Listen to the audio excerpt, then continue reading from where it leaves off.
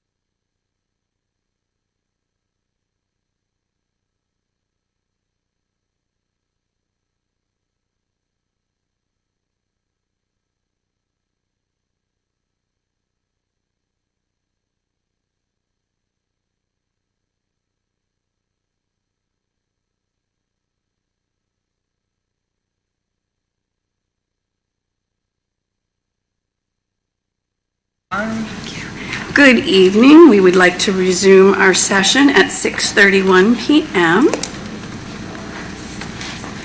And the next item on our agenda is the MRHS Student Representative Report. Do we have Jason? Hello. Hello, welcome back. Yes, thank you. Fourth time here, I'm still nervous, so let's go. Understandable. Yeah, so I was here not even that long ago, so I'm going to keep things rather short, but there's been some good stuff that's happened in the past few weeks. I'm going to just start off with, I think I mentioned it even last time, but on Monday, November 25th, there was the MRHS Fall Sports Night, which generally is just to celebrate all the student athletes, give them the awards and such. But I think it's really important to hold something like that. I did not personally attend it, unfortunately. I don't really play sports, but my brother did, and I know how impactful it is to really play sports in high school. And I mean, honestly, just the fact that these kids, they juggle doing all these academics and all this life stuff, and then they do these sports on top of things, and it's very inspiring in that way, so they're well-deserving of having those awards. And then also, just before Thanksgiving break, I do know that the music department here at MRHS went to the elementary schools and the middle school, and they just do like a performance for the kids on that day before.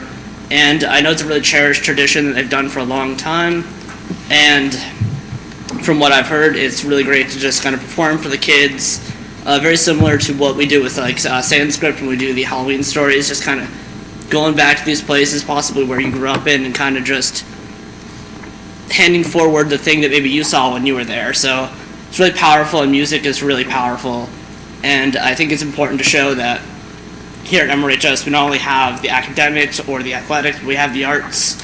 The arts are so important, and I'm really happy to hear that it went well. Then you just go into Thanksgiving break. Nothing important there, really. Just I hope everyone had a good few days off. If you did, if you celebrate Thanksgiving, I hope you had a good one. And there's so much to be grateful for in this world. Then we go into something that last time I was here, I kind of messed up talking about it, but I wanted to talk about the MRHS Winter Concert, which happens every year. It's one of my favorite things to do. It's my third time going this year. It was on Tuesday, December 10th. They played a lot of very holiday-themed songs, some very well-known Christmas ones, but also many, many other really, really great songs. I love watching the jazz band. No offense to anyone else. I really love the jazz band, though. And we just have, again, such fantastic students here at the high school. Whether we are talking about athletics, which I already mentioned, we're talking about academics, we're talking about music. Music is really important, and I'm happy to have attended it. And I hope any of you attend their future ones, which I'll mention a few later.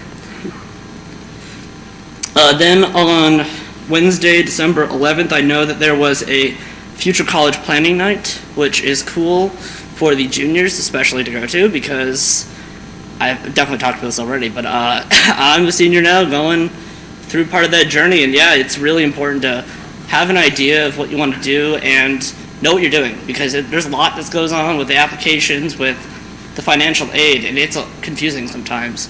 So going to a night like that and having an idea of both maybe what you want to do, but also kind of knowing the unknowns, and preparing for that, because there's a lot of them, and it can be scary, but having that type of event can really mollify some of the anxieties that can arise.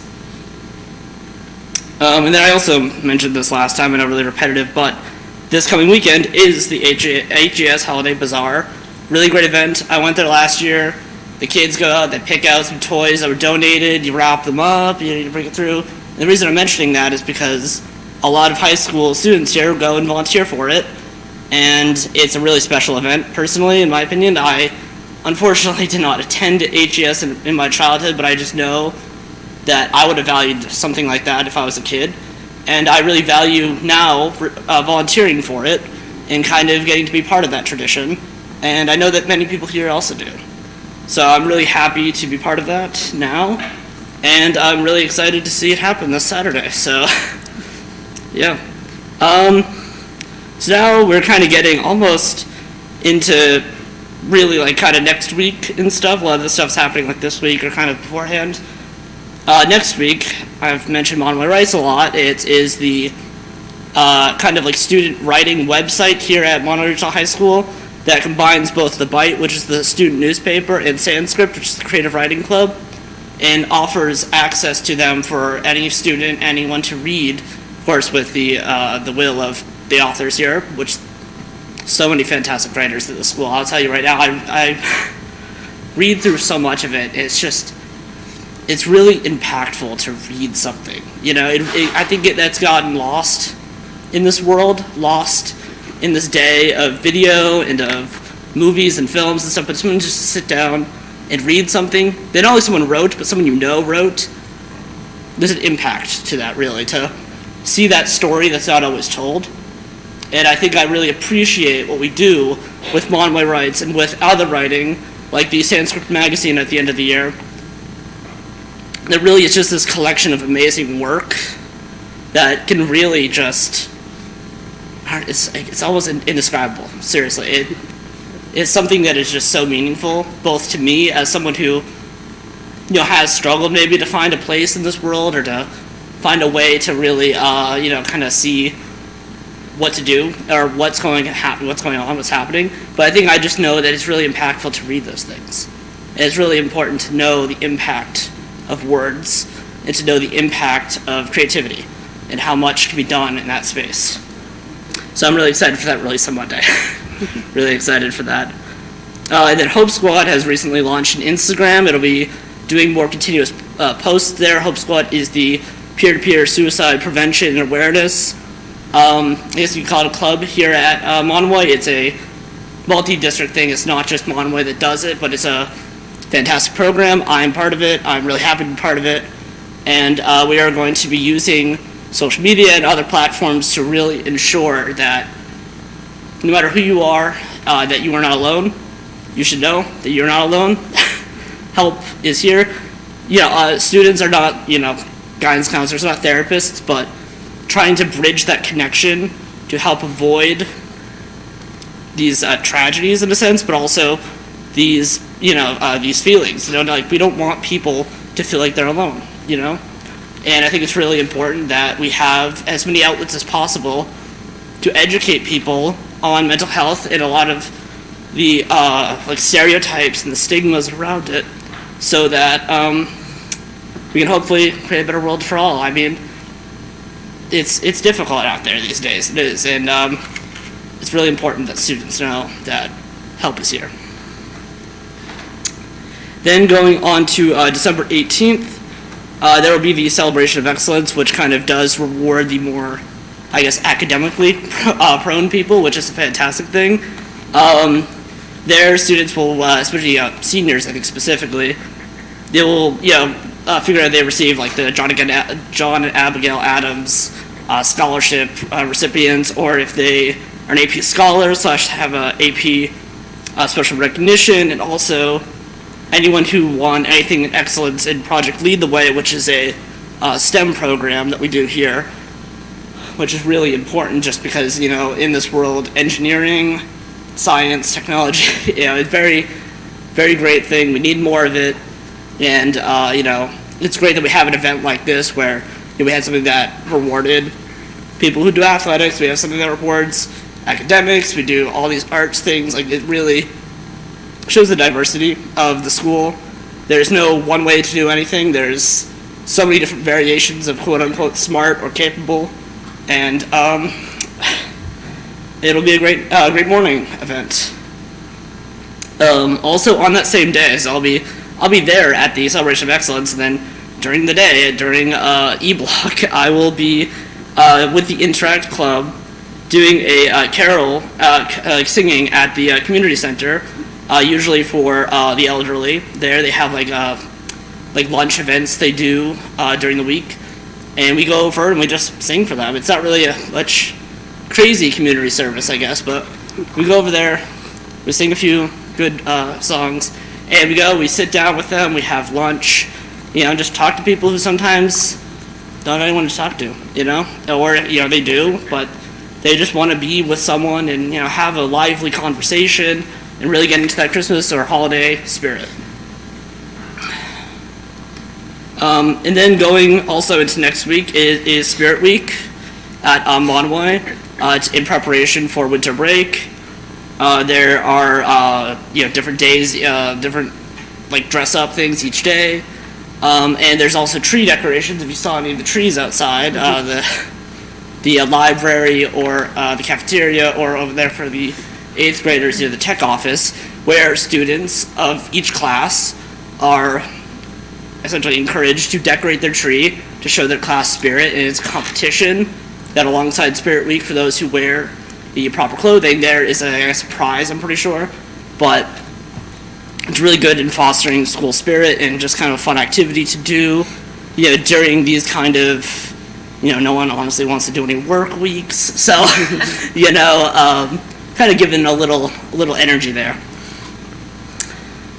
Then we go into Christmas break, and I'll get right into something very important that I did mention last time that I know there's interest in, the MRHS Alumni Art Show in concert. Okay, Friday, January 3rd, 7 p.m. Okay, please show up. There's so many amazing artists and singers and musicians here at the school, and there's so many great ones that have graduated that will come back. So, I've never had the pleasure of joining them, but this year I will. I guarantee you. I will. I've heard so much about it. Very excited to go, and I hope to see some of you there. And then really just to end things off, we get into January, and it's, I think it's the end of January when midterms hit. So midterms, the halfway point of the year, it can be a stressful time, but it can also be a very rewarding time to kind of hit that milestone, get halfway through the year, and really see where things will go from there. So thank you so much. Thank you, Jason. Thank you. Any questions? Sorry.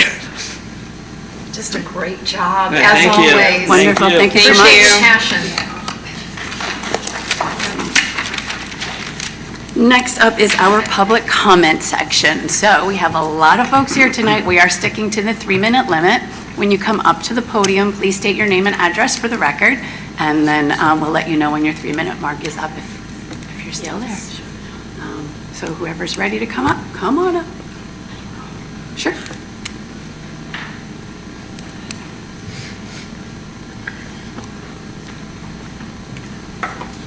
Charles Gruska, 6 Teaberry Ave, Harwich. It's my umpteenth time here, and I'm still nervous, and always difficult to follow Jason. I'm so impressed with his presentations. I don't know if anyone has commissioned him yet to become the ambassador for the school district or the spokesperson, because I haven't seen a better spokesperson at his age for a school district than Jason. And I look forward to his reports all the time. Tonight, the school committee begins one of its most important roles, the FY26 school budget, which will be presented to you. So my time of the year, as you know. As a principal for 24 years, I became aware that the school budget is one of the most critical factors related to the quality of the educational experience of students that a school system can provide. The budget workshop, I want to commend you on the budget workshop, which I was able to attend. Come out commendations to both the school committee and the administration and all of those administrators who participated. Your process here at Monomoy is one of the most transparent that I know of and one of the most unique because of the budget workshop process. In 24 years as a principal, I never had the opportunity to present my budgetary needs directly to the school committee. And as the one who knew best what the staff and I believed were necessary to maximize our potential as a school, I always thought that was an important role, and I'm thrilled that that takes place and that you get that opportunity here in the Monomoy district, because those are the people on the ground level who really know what they're concerned that they do the best job possible and know what it takes to continue to do that. I've been very impressed with the district principals and directors in my time living in the district. I served in the role of principal for 24 years in a district that had 11 principals. The Monomoy district principals match or exceed the best with whom I've been associated with. I've studied their budget requests. I took their handout. I've been poring it over since the budget workshop. And as a resident taxpayer of the district, I could not find any of their requests, which I would want our students to be deprived of. I hope that they'll all be included in the budget that the school committee sends to the member towns for approval. I've only taken a quick glance at the budget presentation. I won't steal Mr. McMillan's thunder. As a loyal follower of the Monomoy school budget process, I know that you are going to share somewhere in this process that your role is to develop a budget that meets the needs of the district and also be responsible stewards of the town's finances. I've been thinking a lot this year about the meaning of that term, responsible stewards. My perception is that the school committee and administration has taken this to mean coming in with budgets that present an assessment increase to the towns, especially Harwich, my town, within a certain range, even if that meant that some of the identified needs of the district had to go unmet. Charles, we're at the 3-minute limit. Okay. Sorry. I'll stop there then. Thank you very much. So sorry. Appreciate the time. I know Thanks, Charles. we have more people coming. Here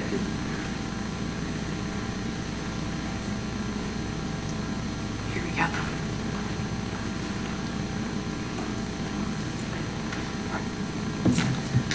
Hi, my name is Christy Lynn. I live on 15 Hillcrest Drive in Harwich, Mass.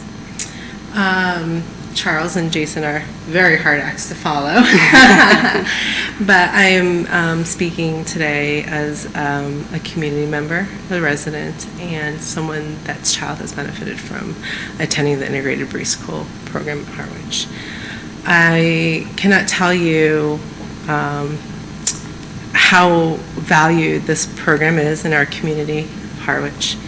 The relationships that it builds between the teachers and the community, the relationship it builds between parents as we all wait to drop our kids off together at pickup and wait together and pick a drop off and pick up.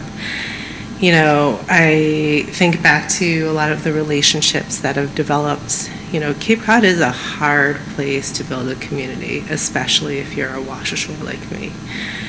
To have that face-to-face interaction with other parents who are struggling, you know, having kids 0 to 5 is hard on the Cape.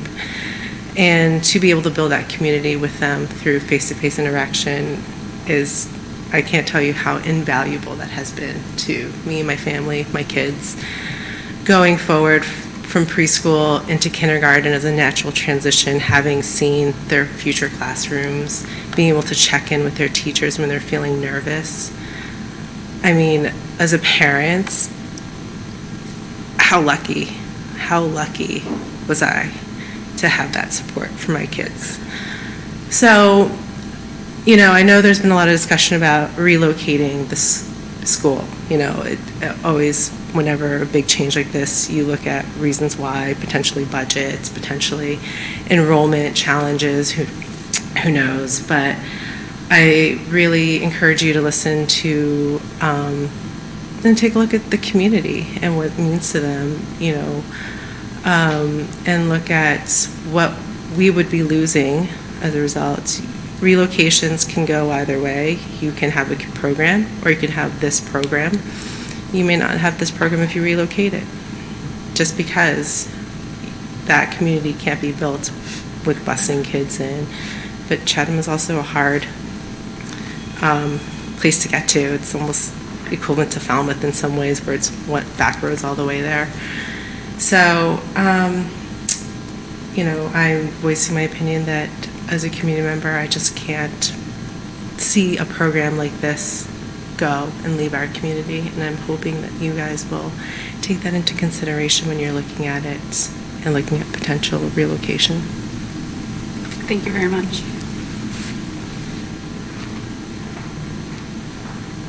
Do we have anyone else here for public comment?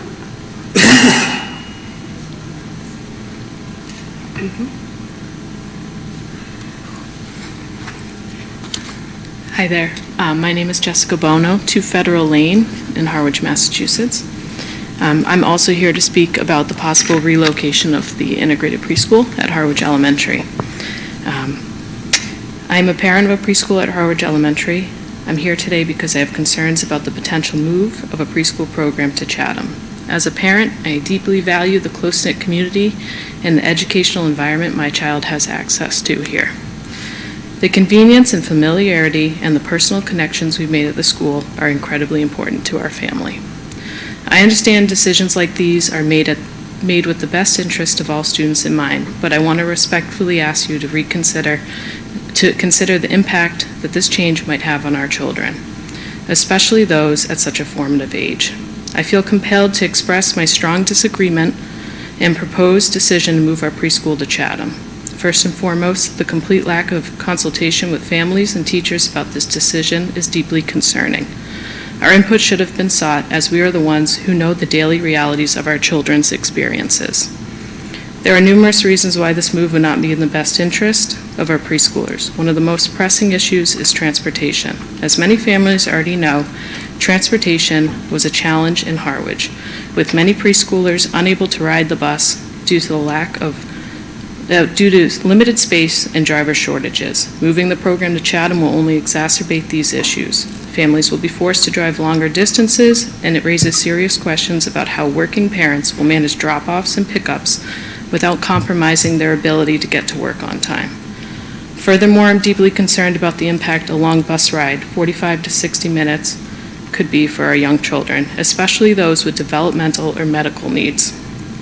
It's not reasonable or fair to subject preschoolers, including those with IEPs, to this kind of extended travel time.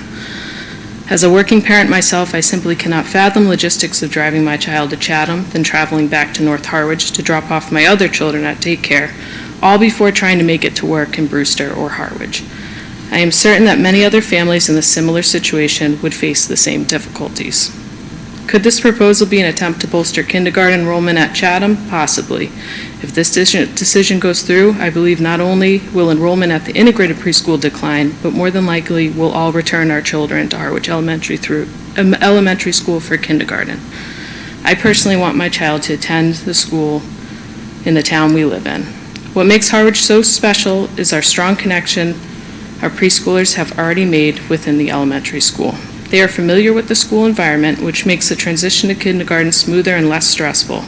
My son has thrived at Harwich Elementary, particularly with his IEP support, and has made incredible progress in overcoming his developmental and speech delays. A disruption in this program or location could undo the progress he has made, and that's a risk I'm not willing to take. From what I've heard, I'll wrap it up. It's okay, I'll wrap it up.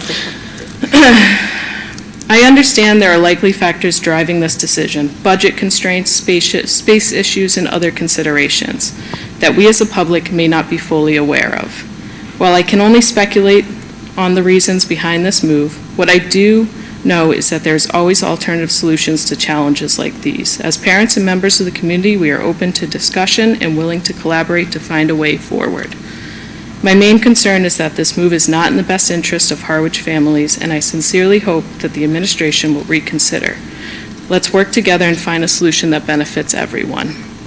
Thank you to the school committee and the administrators for hearing me tonight. Thank you. Who's next?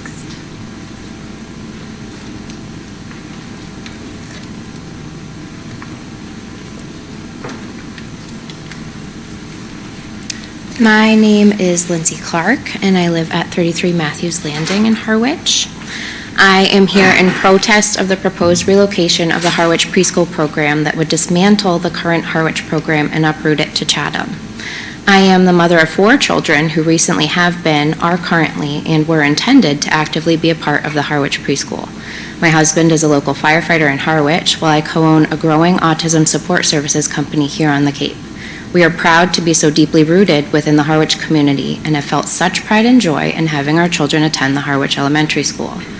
While representing my own family, I am also here to speak on behalf of many of those in our community and school who share our outrage over what has transpired and our perspective on the preschool program at Harwich Elementary. The team at Harwich Preschool program has become a family to us and our children over the past 3 years, as they have over the past decade for so many other families. The support, genuine interest, excitement, and engagement in the lives, wellness, and progress of their students has sparked the growth of such a beautiful community of families as we embark together into the tradition of graduating on to the Harwich Elementary School as our children grow. This program has become the heart and soul of the local early childhood community, and dismantling it to rebuild elsewhere should require far more consideration, inclusivity of the affected populations and stakeholders, and broadening perspective. This was a very out-of-touch plan made from an incredibly narrow perspective. The school's mission is to foster an environment that is respectful, responsible, safe, and ready to learn in. Seeing how our input, guidance, or acceptance of this proposed shift was never sought or considered is quite eye-opening for how the administration's reverence of those very words is. How was it chosen to act with such disrespect and irresponsibility to make announcements this life-altering, presenting this change as a fact without obtaining the proper approvals? In an email dated 12/6/2024, Melissa McGuire notified select preschool families, quote, "There will be some changes to our preschool program for the 2025-2026 school year. We will be moving all our preschool classrooms to Chatham Elementary School next year. We are very excited to have the full preschool located in one building. If you have any questions, please contact me at any time." In the state of Massachusetts, a school cannot announce any part of a proposed budget without the explicit approval of the school committee.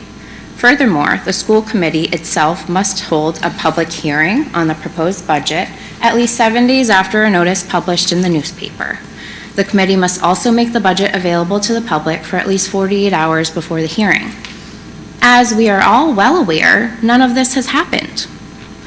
These statements presenting these proposed changes as facts are a blatant overreach of authority and not only describe a complete lack of transparency, but constitute a serious issue of misrepresentation and outright deception.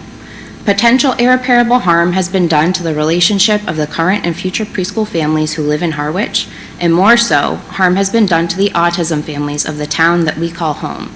Many of these children already don't have voices, and the specific moves chosen to be made by administration have ensured that their families now feel that they don't have a voice to speak for them either. Ms. Clark, we are at the 3-minute mark. Sure, I'll Sorry. wrap it up, sure. I'm sorry. Those actions require more accountability than a simple apology or the email that was sent retracting previous statements, and we would like to know what that will look like. If the intentions are to build a program that welcomes current and future families into accepting such a drastic change, blindsiding those very families that are envisioned to be accessing this program, acting like our voices for our children don't matter and don't need to be considered is probably the exact opposite way of accomplishing that. I'm happy to hear that following the shared outrage of so many of us, that there will be a family forum to discuss this in the new year. I look forward to learning much more about what is now being referenced as a recommendation later this evening. Thank you. Thank you. No, it's fine. Hello, my name is Jamie Sullivan. I live at 18 Deleuze Drive in Harwich. I have 2 children at Harwich Elementary School. I have a 2nd grader and I have a current preschooler. I am here tonight to voice my concerns over the proposed relocation of the preschool program at Harwich Elementary School over to Chatham. I feel very strongly this is not in the best interest of our children and the Harwich community as a whole. I understand we are a regional school district and there are many things that go on behind closed doors every day, year-round, in order to make our district run. I am so grateful for all of the opportunities that our children have within the Monomoy district. I do not want to sound naive when I say this, but I feel that the possible relocation of the preschool to Chatham, that is possibly the district's solution to issues with budgets, classroom space, and enrollment numbers, is a very short-sighted solution to some of the bigger issues facing our communities. High rates of seasonal employment, lack of affordable housing and childcare, access to public transportation, along with many other limited resources young families require, create so many barriers to basic needs that creating another limitation to some by moving their child's preschool to the next town over, while it may not seem like a lot to some people, adds another layer to already challenging times for many families. I could talk all night about what a gift the Harwich preschool program has been to my kids and my family. I would be happy to sit down with any school administrator, school committee member, community members to talk about the amazing experiences my children have had with the preschool. They would probably sit down with you and talk for hours as well. But as far as tonight goes, if you take anything away from what we've all said, please consider any and all options to not relocate the Harwich Elementary Preschool. It is a hidden gem in that school, and it would be such a loss to the entire community. Thank you. Thank you very much. Anybody else? Hi, my name's Chris Roberts. I'm live in Gorham Road in Harwich. My son James is in his second year of the preschool program at Harwich. He'll be entering kindergarten next year, but my daughter Molly will be starting her first of 2 years in the preschool program, and I have a 9-month-old boy at home who was set to follow suit as well. I don't have anything prepared because I had no idea about any of this until just a few days ago, and it was relayed word of mouth, which, you know, I don't know what the general rules and guidelines are for proposing something like this, but that doesn't feel right to me. And the fact that none of the families who are being immediately affected by this decision were consulted in the least bit, and that the way that this entire concept was presented to the people we do know as if it was a done deal already, and the timing of this meeting itself, it all feels shady, for lack of a better word. It feels illicit, and just to echo the voices of some of the other parents who have already spoken here tonight, I mean, it feels very much like the rug being pulled out from under us. My son James was speech delayed. He could barely talk after he was 3 years old, and we had him in early intervention. And the way that program was integrated into his time at the Harwich Preschool program, and the resources that were available to him and the staff that were able to work with him allowed him to be able to speak and to communicate with us verbally. And that's something that we can never express our gratitude for. My daughter doesn't seem to have that issue, but my other son might. That's yet to be seen. Speaking as a member of the community, as a taxpayer, as a registered voter, this just feels dishonest, to say the least.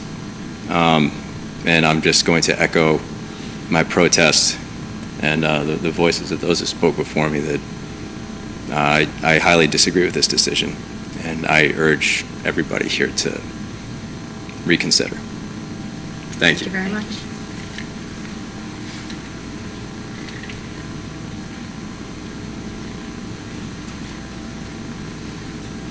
Hi, Madison Grogan. I live at 11 Elliott Way in Harwich.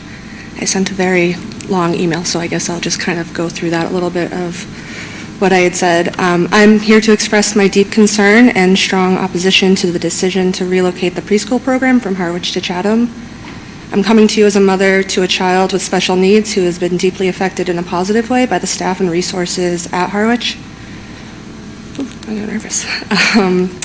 My daughter is nonverbal, but they've helped with her communication, and it has soared exponentially.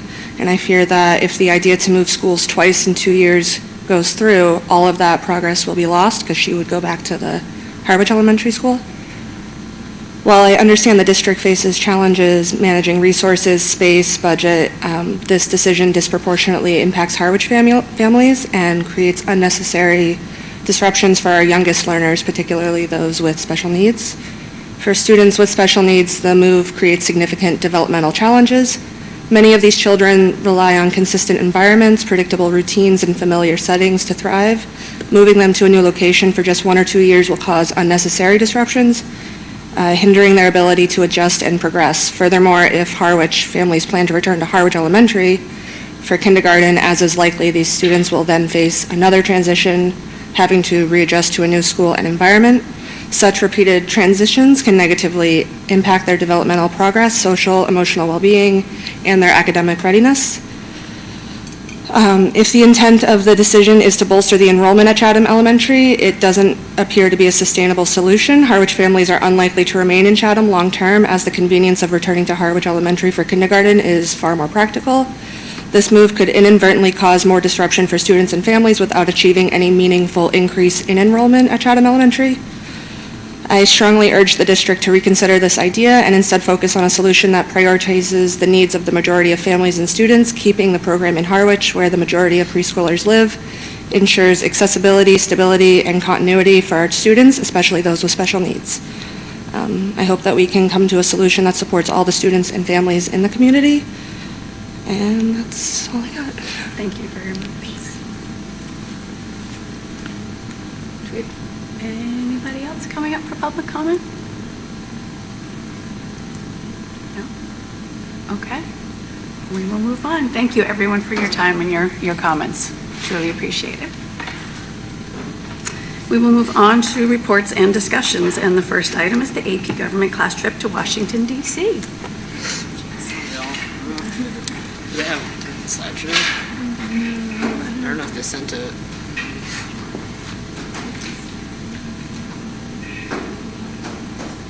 He didn't send it.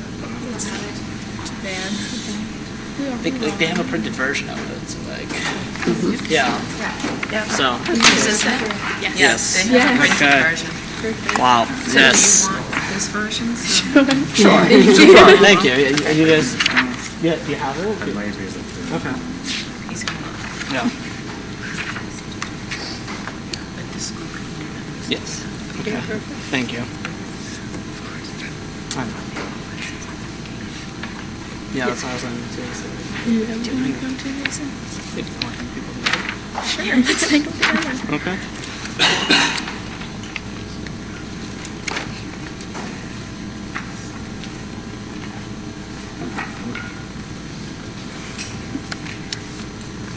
Beautiful. Okay. Hi, my name's Sophia Mylan. I went on the DC trip this November over Veterans Day weekend, and we just, on behalf of the entire AP Government class, we want to thank you all for letting us go on this trip. We all had so much fun, and it was so educational, and it was just really a good experience to go on, so thank you for that. And I'm just going to quickly second that. I obviously already talked about it last time, but I am very happy to say that it was a great experience, and now I actually have some proof right here. So you have to blindly believe me. Thank you. And I'll go. I also went on the trip, and I would like to thank you, especially as someone who's interested in political science as a major going into college. I found the trip very educational, and it really made me love picking my major even more. So this is our first day. Here's a little collage of picture. And then so we had to be at the school by 4 a.m. Mostly everyone stuck to the time slot, so that was actually really nice. And we took off from Boston to DC, and our first day was pretty chill because we had all been up since 4 a.m. and we just went to the Smithsonian Air and Space Museum, the National Museum of African American History, which has great food. The cafeteria is amazing. So if you ever visit, I highly recommend the cafeteria, and the National Archives, which was pretty interesting. That's about it. Here's our second day. Here's Veterans Day.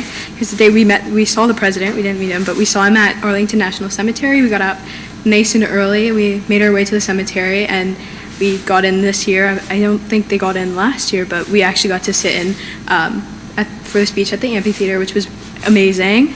We got to hear the president talk, and we also got to pay our respects to all the veterans, which was very nice. And we visited the Kennedy graves, we paid our respects, and we went to this day we did all of the memorials and stuff like that. So we went to the Marine Corps Memorial, we went to American History Museum, then we did a night monument tour, so we visited the Washington Monument, the World War II Memorial, the Martin Luther King Jr. Memorial, the FDR Memorial, and then we visited Korean, Vietnam, and Lincoln Memorials, which was very nice. Here's our day 3. This is big day. We met Senator Markey. So this day we took a tour of the Capitol. Big shout out to the Yes, big shout out to Grace Fernandez for getting us in. We went to the Capitol. We tried getting into the Supreme Court that day. We didn't get in. We got in the next day, though. We did get in the next day. That case was far more boring than the case that was on this day, though. And then we went to the Library of Congress, which is absolutely beautiful. We walked to the White House. We took a tour of the White House. And my one suggestion is to remember your birthday when Secret Service agents asked. Because I didn't, and he looked at me like I was crazy. And then this is when we walked with Grace Fernandez, and we went to the Senate chamber. We sat in the Senate chamber for a little bit. I don't think they were doing anything significant that day. Most senators were just flying in for some hearing they were having. So there wasn't anything interesting going on, but we did meet Senator Markey, and we had a great conversation with him, and he was very inspirational. And this is fourth and final day. This time we walked to Capitol Hill, and we did get into the Supreme Court. It was some case about some documents about how specific you have to be in a document when reviewing it. Incredibly boring, but it was very interesting to see the dynamic between the justices and how the Supreme Court works in general. It was very fascinating. We also got to go on a tour of the Pentagon. Not any of the interesting parts of the Pentagon, but it was still pretty incredible to be in the Pentagon. And it's such an incredible place. There's so many things happening at once. They're adding 5 guys into the Pentagon, if you guys wanted to know that. And then we headed back to the airport, and we came back. And that was basically it. And we just wanted to thank you guys. Oh, good, you got the article on there. And that's our blog, if you want to check it out even more. Thank you. Does anyone have any questions for him? Mr. Scheck? Oh, yeah. That looked like a great trip. We all feel bad we couldn't go with you. But I'm just wondering, for each of you, what was the thing you were either most impressed about or from Washington, or that you learned the most about? Just from each of you, just one thing. For me, because I intend to apply as a poli-sci major, I thought it was very interesting to see the dynamics of how everything works on Capitol Hill, and I thought it just made me wanting to apply for poli-sci as my major even more. So I really loved that part of the trip. Oh, terrific. I think my favorite part of the trip was getting to see the Library of Congress, and especially the reading room. My mom's a librarian, and I also just love books and love reading, so getting to see that was really awesome. And then I think for me the most impactful part kind of goes with what Cass said, in the sense that I think just seeing how the inner workings of everything and seeing kind of democracy in action. I did mention that previously, but I think it's really powerful to kind of see the process of not only how your government works, but of how change happens. You see it in a room just like this, where we had some fantastic public comments from people in the community, and I think that's an important structure of the world, really, is having a forum to talk about things and making decisions that are of the people, by the people, for the people, and I think that trip really helped cement that idea and the importance of it. Sure, that's great. And who here wouldn't love to see Jason on the Senate floor? Any other questions? Okay, thank you you. very much. Glad you had a good time. Next up is the relations with non-public schools, the Cape Cod Christian Academy. Dr. Waters isn't here, so we just have to, are we ready to make a motion to vote on the Christian Academy? Yes or no? I guess, is there any new information in the packet or anything? No, there's been no updates from anybody, so we just rest. I'm prepared to vote if the rest of the committee is. Someone want to make a motion? Let's see. So she's asking to be approved again, to continue her approval as a private school. I might need help. It's just clarification. Is this a 1 year, like when we approve it, does she have to come back every year? Can you give us a bit more information? She wouldn't. So I think it's one of those that if there's a substantial program change, you would imagine that you'd want to have her come back, but she wouldn't need to come back. Okay, so this is, Right. okay, so the vote would just let her go? Right. Okay. I'm sorry, so what was that? It would be on a year, it would not be on a year? It would not be on an annual basis. Let's just go back last year, because was it approved last year? Before she opened. And then our policy changed and we followed Also. mask, I think, mask. I don't think it was masked. It was following the Department of Ed largely has a checklist that wasn't part of our policy that I think was integrated into the policy. Understood. So then, but once it approved, then it is continuous.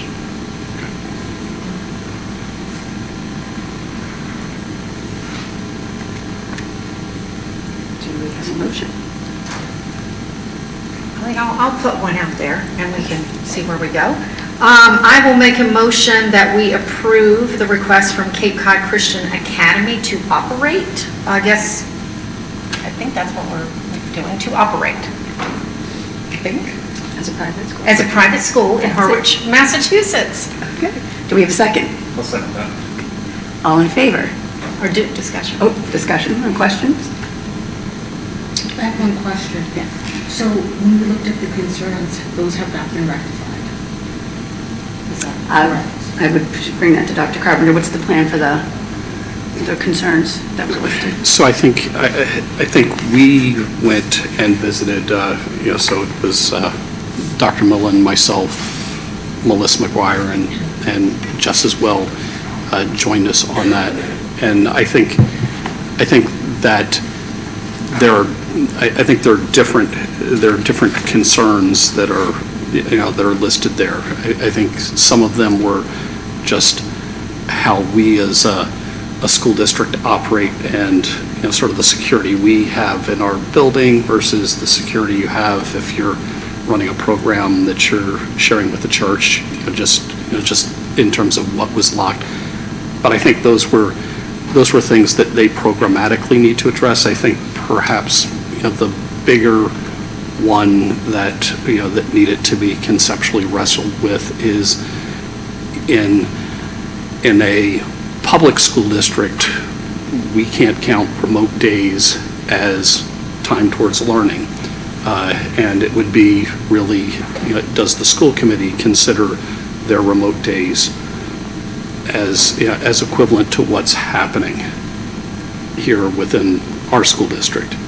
And she did address that because I asked her about attendance, and they are not required to meet that same attendance standard that a public school is, so they can count their remote days as attendance, is my understanding from her. So I'm just sensing that, I'm kind of sensing that we may not be ready to take this vote. So I guess my question, Superintendent Carpenter, is there a timeline? I mean, is it possible to move this to our January, I think, 8th meeting? Is that a January meeting?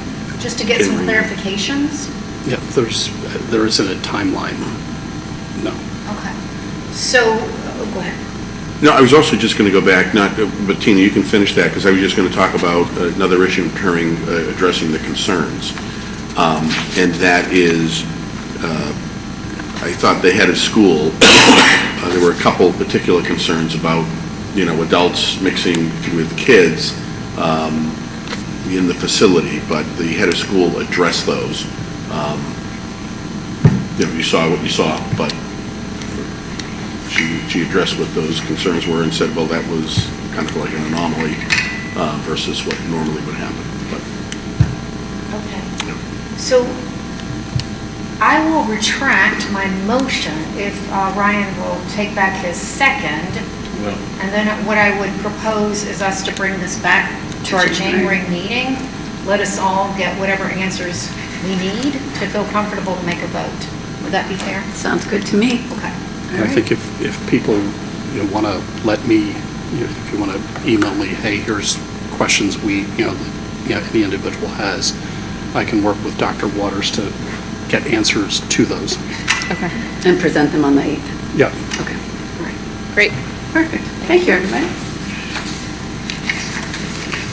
Next up is the fiscal year 26 draft budget presentation.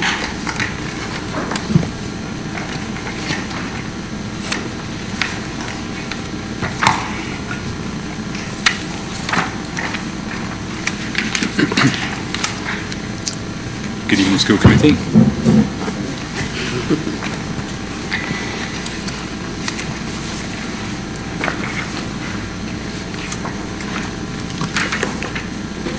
Good evening, I'm Michael McMillan, I'm school business manager.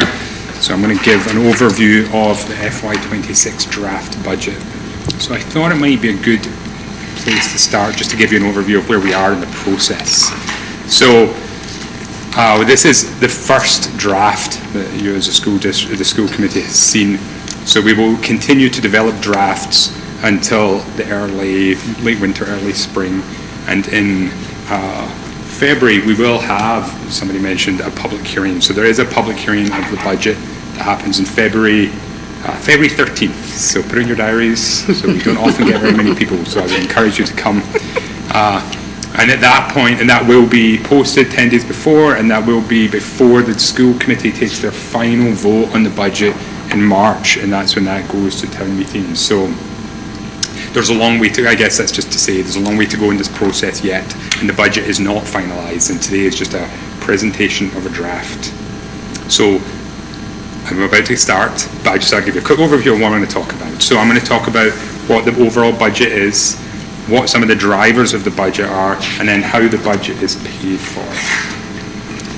So this is where we are with the draft budget right now. So the draft budget that we prepared is $49,460,000 and $362. So that is an increase of $2.9 million, 6.34% since the FY25 budget. So just to put that in context, and this is the first of some terribly small text, which I apologize for, but hopefully what this chart shows is the blue line is the budgets since way back in FY12, 13 this is, and the green or red is the number that budget increased. It was red actually decreased, but it increases. So you can see that a 6.34% increase would be significant compared to our previous increases. The highest other than that would be the 12.59% that the budget increased when the high school debt came online way back early in the history of the district. Also, a little additional context, at this time last year we were at, I think, 6.14%, that's where the draft was, and the draft eventually came in at 4.8%, so that gives you a sense of some movement. Superintendent has said a couple of times, the budget always looks worse in December, almost always. And we really hope that and we'll go into some detail on what some of the assumptions are, that we hope some changes and some more information that we get as we edge towards a final draft will help to bring that percentage down. But we are, that is a big number to start with. So there's a lot of factors going to that, almost $3 million. There's a lot of things at play that produce that number. And we will, I will provide more and more detail over the coming months as well, but I just wanted to highlight these 5 areas that are some of the biggest areas. Property insurance, that's just the insurance for our buildings and for their contents. Like your home insurance, we just get, we do get bids every year with our insurance agent, but then the cost just increases every year, and we have very little control over that. It's just a bill that we get.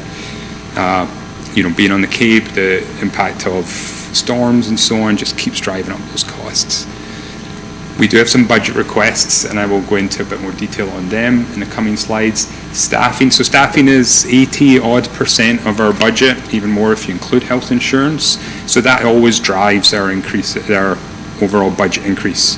We have new employment contracts in place. We'll be in the second year of the new Unit A, B, and C contracts for our teachers and our other educational staff.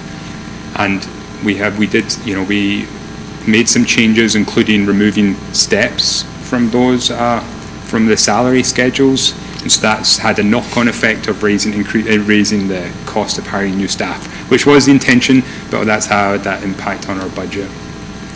Health insurance is right now an impact of almost $900,000 on the budget, and that's one of the areas where we hope come to January we get the actual number, the actual percentage increase in health insurance costs, that we might see that number come down. Right now we're carrying 10% increase in health insurance, and so that's why it's such a big number. Retirement rate, health insurance for retirees is set on a different schedule. It starts at the start of the calendar year, so that's already in place, and there's a significant increase there. So that's why, if you really check the math, that's actually more than 10% of our total increase, but that's because it includes the retirees. And then the last thing is building maintenance. So that's still a significant increase, but it's less than it has been in previous years. So actually, this is good news, believe it or not. So there's only $80,000. I really hope that keeps, and that we've seen the big increase as we've tackled HVAC challenges here at the high school and at the middle school. We're starting to see, it feels like we might have reached kind of a new level of expenditure, but we might be at the right level now, and hopefully the increases will be a lower percentage than we've seen in the last couple of years. That's how it's looking so far this year, but we are heading into the winter, and of course that's when you start to see more problems come up and we see more issues, but we're going to, hopefully that increase will stay around there, although it's still significant. So I mentioned the budget requests, and I apologize again that it's so small to see here in this meeting, but this is a list of all the items which the principals and the district leadership team have added to the budget this year. It's not one-to-one priority order.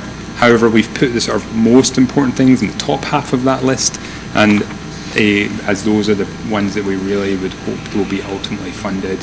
I mean, we want all of them to be ultimately funded, but the ones that we feel are most important to the ongoing educational learning of students are closer to the top. I kind of shied away from doing a one-to-one list just because, something's like $5,000 versus something that's $65,000. It's really hard to, there might be a place where we can add something that's lower down because it's a lower cost and not something that's higher up because it's so much more money. So these things, there's some subjectivity in what ultimately gets funded depending on the amount. But in saying that, we have, up at the top our new elementary math curriculum, which a assistant superintendent is working with our elementary staff to develop a plan for purchasing new math curriculum, and that is key to improving the results across the district. We also have, I'm just going to highlight a couple of these big items here. This is risers, so that's for students to stand on, like standing, and the one at Harwich Elementary School doesn't have a back rail, so it's not for the faint of heart to watch the students stand there. So for everybody, we would like to add a back rail or get ones with back rails, just to, and then given that's a safety issue, it's risen to the top of the list.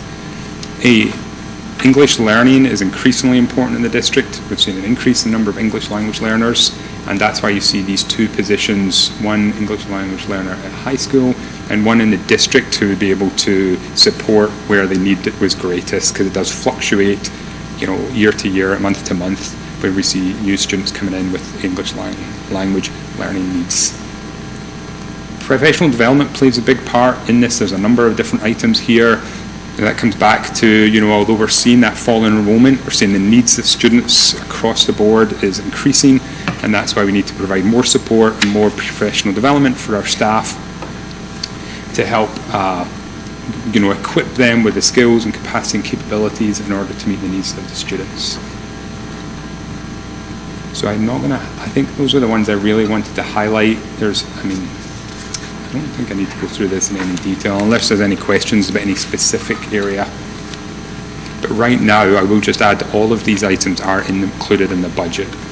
So there is one area I wanted to highlight just because it's different from what the principal asked for, and that is one of the requests from the high school principal was for additional special education teachers to implement a new to continue implementation of co-teaching of special education classes, well, regular education classes with students. And what we have included in here is, rather than implementing that in FY26 in this year's budget, we would like to do sort of planning and professional development so that we can implement that in FY27. So starting to do a kind of gradual implementation rather than adding resources immediately when might not be ready for them. We get ready, then bring in the additional resources, and we think that will be the most effective way of implementing that. So we start the work now, and then we come back in the FY27 budget to look at the staffing. Apart from that, I think everything here that principals highlighted has been included. And there is one issue where we're always looking for additional funds, so we may be able to find funds for some of these other items, like the greenhouse, the hoop house at the high school. So we're always looking for grants and so on. So that's the sort of things that we're looking to add. They're also offset by some reductions in staffing, and these are driven by enrollment. So it's the changes in enrollment across the district are reducing the need for classroom teachers. So this budget includes a reduction of one classroom teacher at Harwich Elementary School and one at the middle school to reduce and maintain classroom sizes similar to what we have now, but with one less staff. This also, the budget includes, which we heard about earlier during public comment, and Ms. McGuire is going to speak about in the next item, but they're moving the pre-K program to Chatham Elementary School. So right now, the draft budget does include the numbers reflecting the pre-K program moving to Chatham Elementary School. And that again is driven primarily by enrollment. So the enrollment numbers, and Melissa's going to go into a lot more detail in this, but the numbers don't justify us having two separate programs. And combining the programs and in light of the enrollment numbers would help us reduce 2 positions. Okay, I just want to make 2 quick comments. One is, all these numbers include an assumption around health insurance, because obviously and as do the earlier numbers where we're adding positions. And then the other thing is, where we're talking about reductions, our hope, our aim is always that this will be achieved through natural turnover. So if staff leave and are able to be picked up in other positions, so we always try and we never want to let go a teacher. So we always hope that through natural retirements or other turnover that we're able to reduce positions that at that point don't have anybody in them. So this budget also includes some capital items to include improving the district's facilities. We have capital flooring replacement that helps to reduce, we're at Chatham Elementary School and at the middle school, we have a lot of kind of old rugs and carpets that we're replacing with tile, which are more hygienic, easier to clean, and help with air quality, reduces maintenance costs. We're also ongoing repair and maintenance of exhaust fans at the middle school. So like I said, so we've kind of gone through this process of repairing the system at the high school. We're now focused on the middle school. I think we're coming to the end of that, which sounds good. We have a district vehicle. So when I got here, we had 4 facility vehicles. We're down to 3. If we do this, we'll be down to 2. So we'll have 1 for sort of the middle school and Chatham Elementary School, and 1 here for the high school and Harwich Elementary School to use. But the 2 we have, the high school and Harwich Elementary School, are barely roadworthy. So I think, just the salt and the use amount of rust is not great. And so just 2 last quick things. One is, we're replacing, so I'll jump to the last one, which is replacing smoke alarms at Harwich Elementary School. The ones we have right now are obsolete, and it's difficult to continue repairing and replacing them. And the last item is, so we every year contribute to a capital stabilization fund.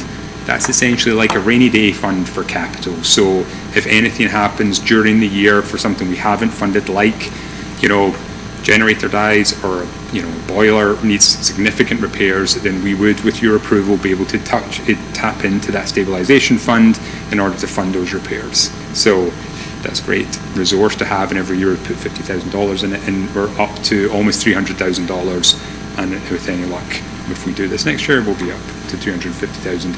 The reason it's not around $50,000 is because it also includes interest. So the treasurer invests it. I mean, it doesn't get a lot of interest, but what interest it gets goes in there. All right, so I'm almost there with the drivers, and then we'll get into the next step. But the next thing I just wanted to highlight was where we're at with debt. Obviously, in the recent meetings, we've been talking a lot about the middle school siding project, the roof project. So this is those projects. So the very top line, though, is the high school construction loan. So that's the construction of this building. This year, as you may remember, we refinanced that loan, and that's helped us to save on our year-to-year payments. The way it's structured is it's not a uniform saving compared to what it would have been, but next year it's $122,000 less in payments than our previous financing was. So that's helped us obviously offset the increase in costs related to the siding project. So right now we've budgeted $300,000 for next year for a first payment on the debt to do the siding project. And that is something I'm sure we'll have further conversations on. But so on debt, as you'll see, it's actually a net reduction in debt because of the savings from refinancing the high school loan is more than offsets the increase in the siding project debt. That said, that's also because though we did have $250,000 in this year's budget already for the siding project, just to pay for the design and the procurement and so on. So just as a quick aside, the Treasurer's plan is to do short-term borrowing for FY26, and then so the initial payment will just be on interest in that short-term loan until we do long-term borrowing in FY27 once we know the full cost of the project. And at that point there may also be the possibility of linking it up with the roofing project. So the roofing project, we have money in the budget right now to do the feasibility study, but we're not expected to do construction until FY27. So there's no money in the budget for that. All right, sounds good. So also in the budget, as we're preparing the budget, there are some funds which we know are available to provide resources for the district. And so those essentially stop the budget being higher than otherwise might be. So these funds actually are done before we do the assessment, so these reduce the budget. Why some things reduce the budget and others reduce the assessments, I don't know. So it's just the way it's set up in the regional agreement. So these ones reduce the budget, and I'll talk a minute about the other ones that help to reduce the assessments. So this year we have increased, there's a couple of places where we've increased the amount of funds that we're using to help keep the budget as low as it is right now. So the two I just want to highlight, and there's obviously more detail in here, but the two I want to highlight are circuit breaker and school choice. So the circuit breaker is the state special education reimbursement program, which offsets the cost of high cost special education services. So each year we get a certain amount of money, and we've been in a position where each year we've been able to save that for the following year. So when we put the budget together, we know how much we got because it was the previous year's revenue. What this budget proposes to do is use the previous years, so use the money we're receiving right now, but also use some of the money we will be receiving in FY26. So that's kind of using the money as we get it. So we can only do that once, so you won't be able to increase that again. And if that was we kind of went that way because it looked like special education costs might be going up. Now it looks like they might not be going up. So we're still kind of working out exactly how much of that to use. And to be honest, one of the things, and this will be something I'm sure we will discuss, is if health insurance does come down significantly, or we see more money coming in from the state, I would like to reduce the amount of circuit breaker we're using, so we're not using all of we're not using all of the money we're receiving that year, because really that means we're running out of contingencies. But that's something we'll discuss as we get more confident, we finalize some of the figures we're working with. And then the other one is school choice. So this is something we did talk about in a few meetings last year. So school choice is money that we get via the state for students who come from other communities but come to Monomoy schools. So if they live in Orleans or Yarmouth and they come to Monomoy, then through the state we get funds for those, and that's the school choice program. And we've built up a balance within our school choice fund, which we are spending down. And we budget some almost $1.5 million last year from school choice. Next year, we're planning to use $1.7 million. So we're using up more of that school choice, and that's offsetting some of the increased staffing costs that we talked about when we came out of ESSER. So we continue to use up those funds, but you can only, eventually we'll have used up the reserve we've built up, and then we will, have to reduce those costs, reduce the amount of school choice we can use. But right now, they help us get through, this peak enrollment in high school and so on. And as we see enrollment come down, we'll be able to reduce our reliance on school choice. Okay, so that's how I put the budget together. So hopefully that kind of makes sense why we're looking at the numbers we're looking at. So I'm just going to talk about how we calculate the assessment. So that's how each town finds out what it's paying for. So the assessment, look at that. So first thing we do is the budget that we have, so that 6.34% increase. We split it up into the operating budget, our debt that we talked about, transportation, and capital. And this is not to scale, because actually the operating budget is even bigger proportion of this than is reflected up here. It is over 90% of our budget. And then the operating budget is further broken down into the minimum local contribution, which is just a number set by the state for each town to contribute. So, and the district budget from what's left of the minimum local contribution, and the elementary school budgets. So that's the change that was made to regional agreement not that long ago, where each town just pays for its elementary school budget. And then each of these parts of the budget is assessed to each town based on a different type of calculation. So the state calculates the minimum local contribution for each town. So it says, Harwich, you have to pay this much. Chatham, you have to pay this much. And that's the first thing we do when we calculate the assessment. The district level budget, and sorry, I should have said district, I mean basically everything apart from the elementary school costs, is assessed each town based on grade 5 through 12 enrollment. Elementary school budget is based on their actual budget. Debt is foundation enrollment. That's all the school-age students that live in the town, not just those that come to the district. Transportation is based on district enrollment, and capital is also based on foundation enrollment.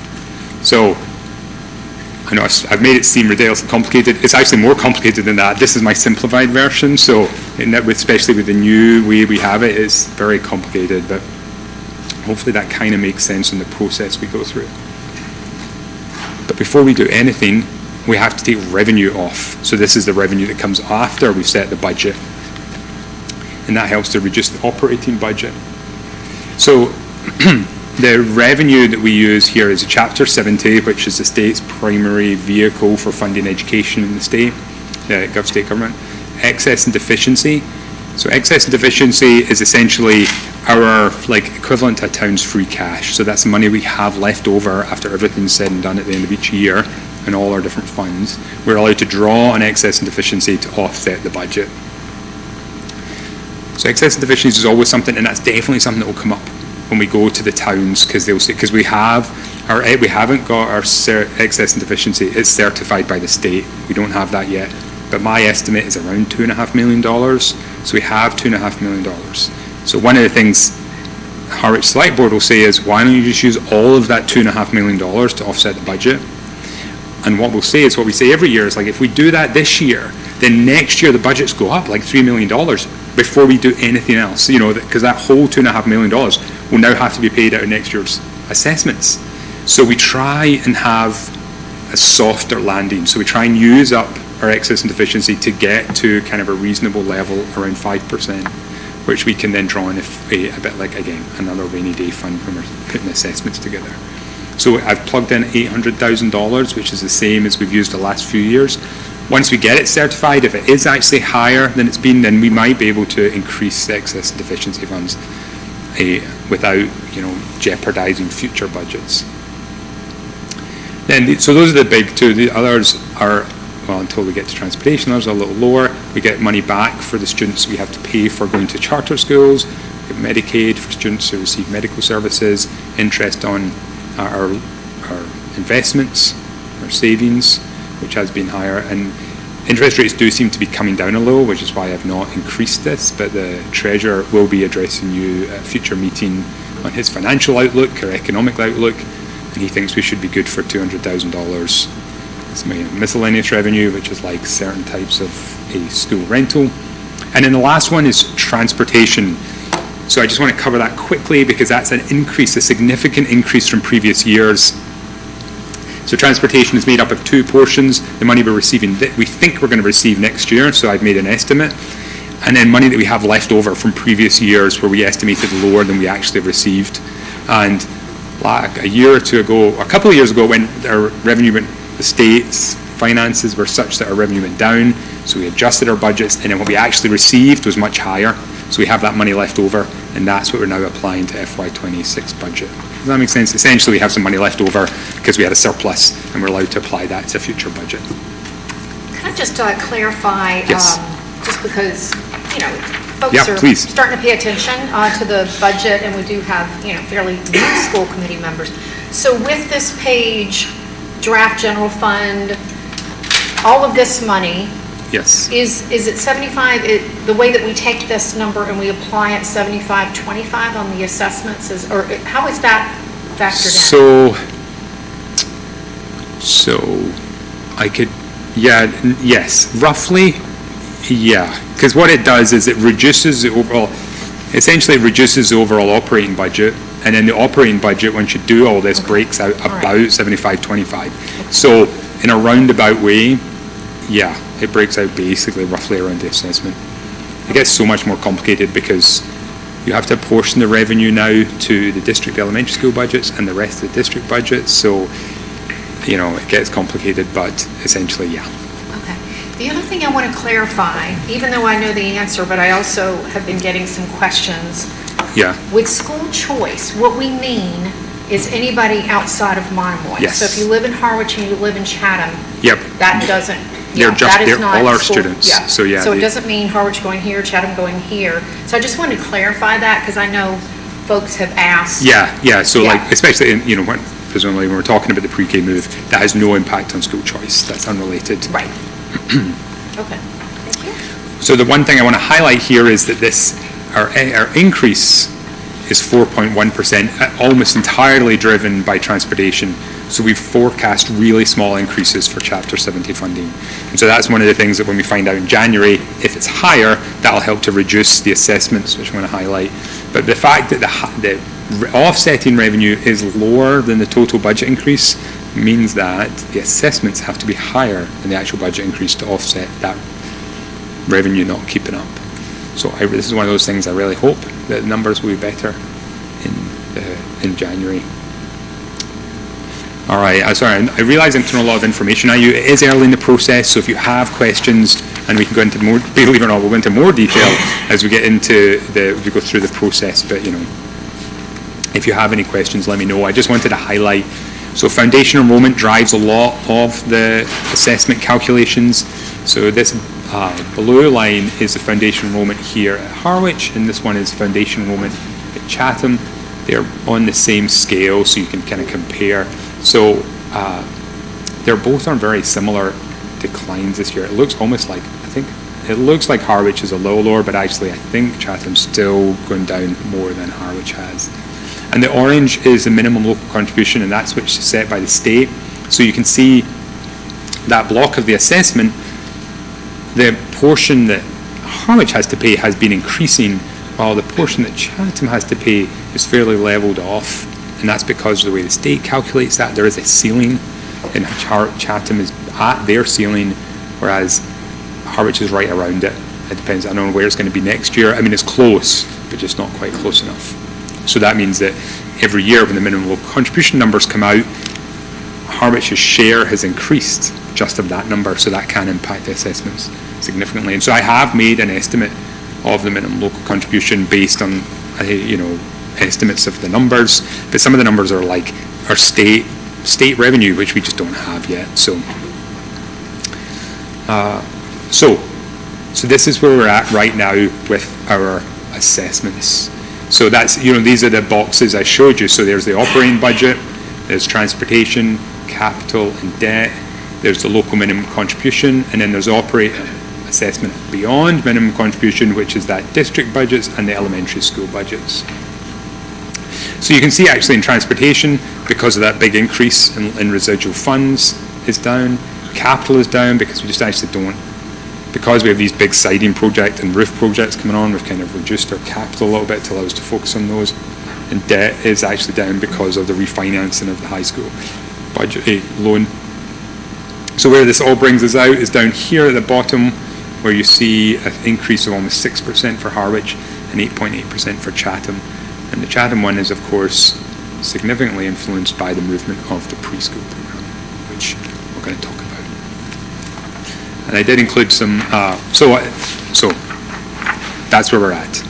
So, just so you know, so the next school committee, I think it's January 9th, we will be presenting a budget to the school committee that you will be required to vote on. So it does seem early in the process to be voting, but you kind of have to produce a first official draft. So it's still not the final, but it's an official draft. And really what you're doing is giving us approval to share it with the towns. I mean, we will also share this, but this will just be kind of from official to official. This is where we're heading. You've seen the information. But in January, we will send them and say, okay, this is our first draft. This is where we're at. We also print it and send it put it in the libraries for public consumption. I'm sure it's really popular, or a line-by-line account budget. And then, which is frustrating because we still won't know the health insurance numbers, we still won't know the state numbers, so it's frustrating because it's still really a draft budget. But you will be asked to vote on it. So if there's anything, and if you have any burning questions which would stop you voting to approve it, please let me know, and I will be happy to provide that and any information we have at the time. So I will give you some more information. I won't repeat this, I promise, but any updates, any more detail that I can provide, I will. And we will also, I just want to get my excuses in, so there's like 1,600 lines in the budget, so we will continue to just go through that and refine that and make sure there's nothing duplicated in there, that there's nothing we can just trim a little bit out of. So I will try, see if there's any areas we can reduce. There are sometimes there are areas that get added up, so we will kind of come back with any adjustments that we've made in January. But there won't be any crazy significant things unless something crazy significant happens between now and January 9th. And then just as I mentioned, so we'll have January 9th, then we'll have further discussions until we have the public hearing of the budget on February 13th, and then March 13th is when we have the school committee budget vote, and then it goes to the towns in April, May. And that is it. All right, any questions? All right, excellent. So I'm going to hand over to Melissa, who's going to give us the overview on the pre-K program project. Thank you, Michael. Thank you very much.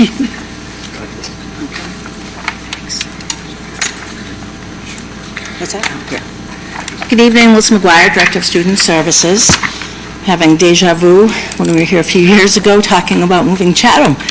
So tonight I'm here to present reconfiguration recommendations, and we're going to walk through a couple things. One is the purpose of preschool, an historical overview, our current model, possible models, and recommendations. So first, as many of you know, the purpose of preschool is first and foremost to serve our students ages 3 to 5 with disabilities. We're required by law to ensure that we have developmentally appropriate early childhood special ed programs and services, that we provide a free and appropriate public education, and that 49% of our students receiving special education services have a 51% community friends. Sorry, I had to walk in the hallway on my crutches, and I didn't want to beat my wheelchair, so sorry. Okay, so historical overview. Looking at both of our programs at Chatham and Harwich. Chatham had a preschool program up until 2019 when we moved the preschool program over to Harwich due to the decrease in our enrollment. And then we were very fortunate to be able to offer a preschool program back in Chatham, which they very much wanted in the 23-24 school year. For the 25-26 school year, there's a significant decrease in our enrollment, which I will show you our enrollment figures. And also it's important to note that the peers were paying a tuition to our preschool program up until 2024 when we no longer charged a tuition. In Harwich, they've, excuse me, again, always have had a preschool program.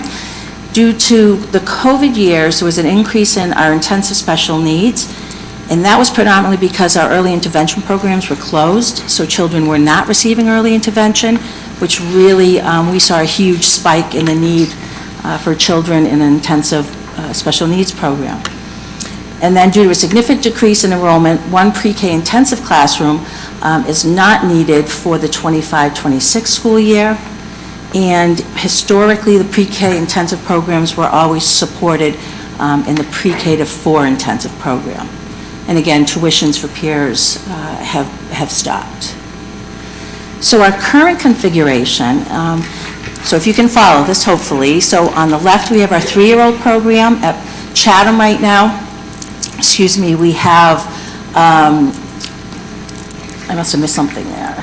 No, 4, they're over there. We don't have any 3-year-olds. At our Harwich program, we have 4 in the AM with 5 peers that include 9.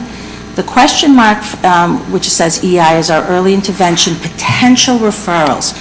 When I say that, and what was so time sensitive for this presentation and any of our thinking for preschool is our early intervention comes out twice a year typically. In January is when we get our next round of students that potentially may come for this following year. So right now we have 3 referrals. It's unclear as to whether or not they'll be eligible, but I put them there because that would give us 12 in the 3-year-old program if they're included. And again, that's up through about April. So we're not sure about those students yet. In the PM, we have 2 students at HES with potential 2 more and 3 early intervention. So we have good numbers in our 3-year-old program. In our 4-year-old program, we have Chatham Elementary, 3 students and 8 peers. And just keep in mind that ratio that we're supposed to keep to, which is a 49-51 ratio. So we're a little bit over that. But nonetheless, it's a great program. And then in the afternoon, we have 3 students at Chatham and 8 peers. Again, it's over the ratios we're supposed to maintain, but it's still a good program.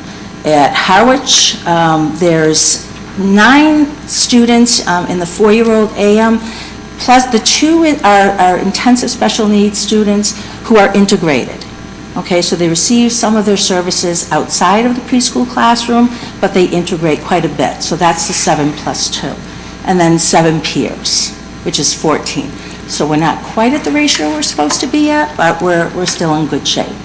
And the same for the afternoon. There are 4 students with special needs and 6 peers. So that's this year. Now, this year doesn't always predict the following year because we have kids going into kindergarten. We have, we don't have completely our pre-screening done or our assessments done for the fall. So when thinking about the possible configurations, we have certainly the status quo, keep everything as is, move all the pre-Ks to Chatham Elementary, move all the pre-Ks to Harwich Elementary, move all HES 4-year-olds to Chatham Elementary, and again, I'm going to show you these very specific configurations, or move all the 3-year-olds to Chatham Elementary. All right, so I'm going to go through each of these. The status quo for next year, if we look at the 3-year-olds, we don't have any 3-year-olds at Chatham. We don't have any incoming 3-year-olds right now based on our early intervention list. At Harwich, we only have a total of 7 3-year-olds, 4 in the morning, 3 in the afternoon. Now, that's not too bad because of early intervention referrals. It's still a very low number for the year because we typically, get anywhere from 6 to 7 referrals. So that's a big unknown. So it's small. It's a small program. In the 4-year-old program at Chatham Elementary, we have 1 student, and then at Harwich, we have 6 students. So, and when I say 6, just those numbers, I'm talking about students with disabilities because that's the requirement for the program. So we really have to look at those numbers. The 4-year-olds, there's really not enough 4-year-olds to maintain 2 sessions. And we typically don't get 4-year-olds. We might get 1 or 2 because they might move in, but those aren't children coming out of early intervention because they've already come at 3. So that's a very, very low number. So if we kept everything, those would be the numbers in the sessions. So as you can see, they're very low.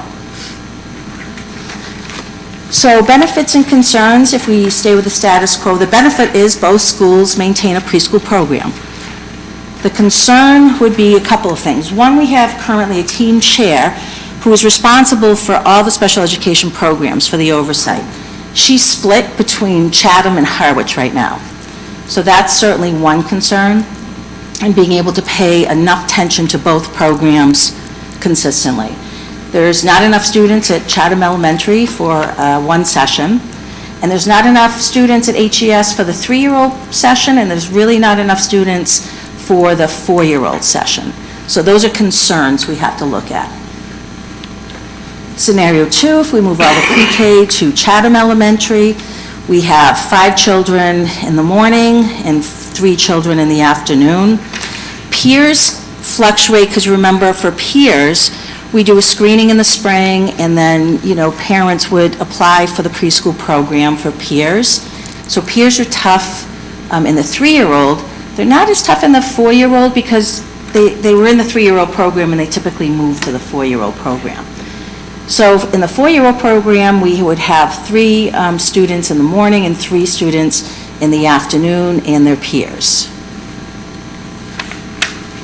So the benefits and concerns, 1 team chair in 1 place to oversee all the programming.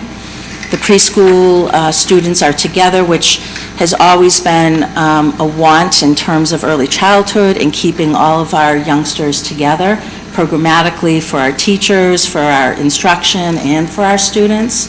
The sessions are balanced out. It's a smaller school environment with more flexible space. And then, of course, we would provide transportation to our Harwich students. And it says Harwich peers here, but students with special education services always get transportation to the program. So we would provide transportation for Harwich peers. The concern that we heard was the length on the bus, although just keeping in mind there's very few children on the bus. It's not the same as like a big bus when there are many children across multiple ages. We run preschool buses, but that certainly is something we would look at. And then, of course, the concern would be there would be no preschool at Harwich Elementary.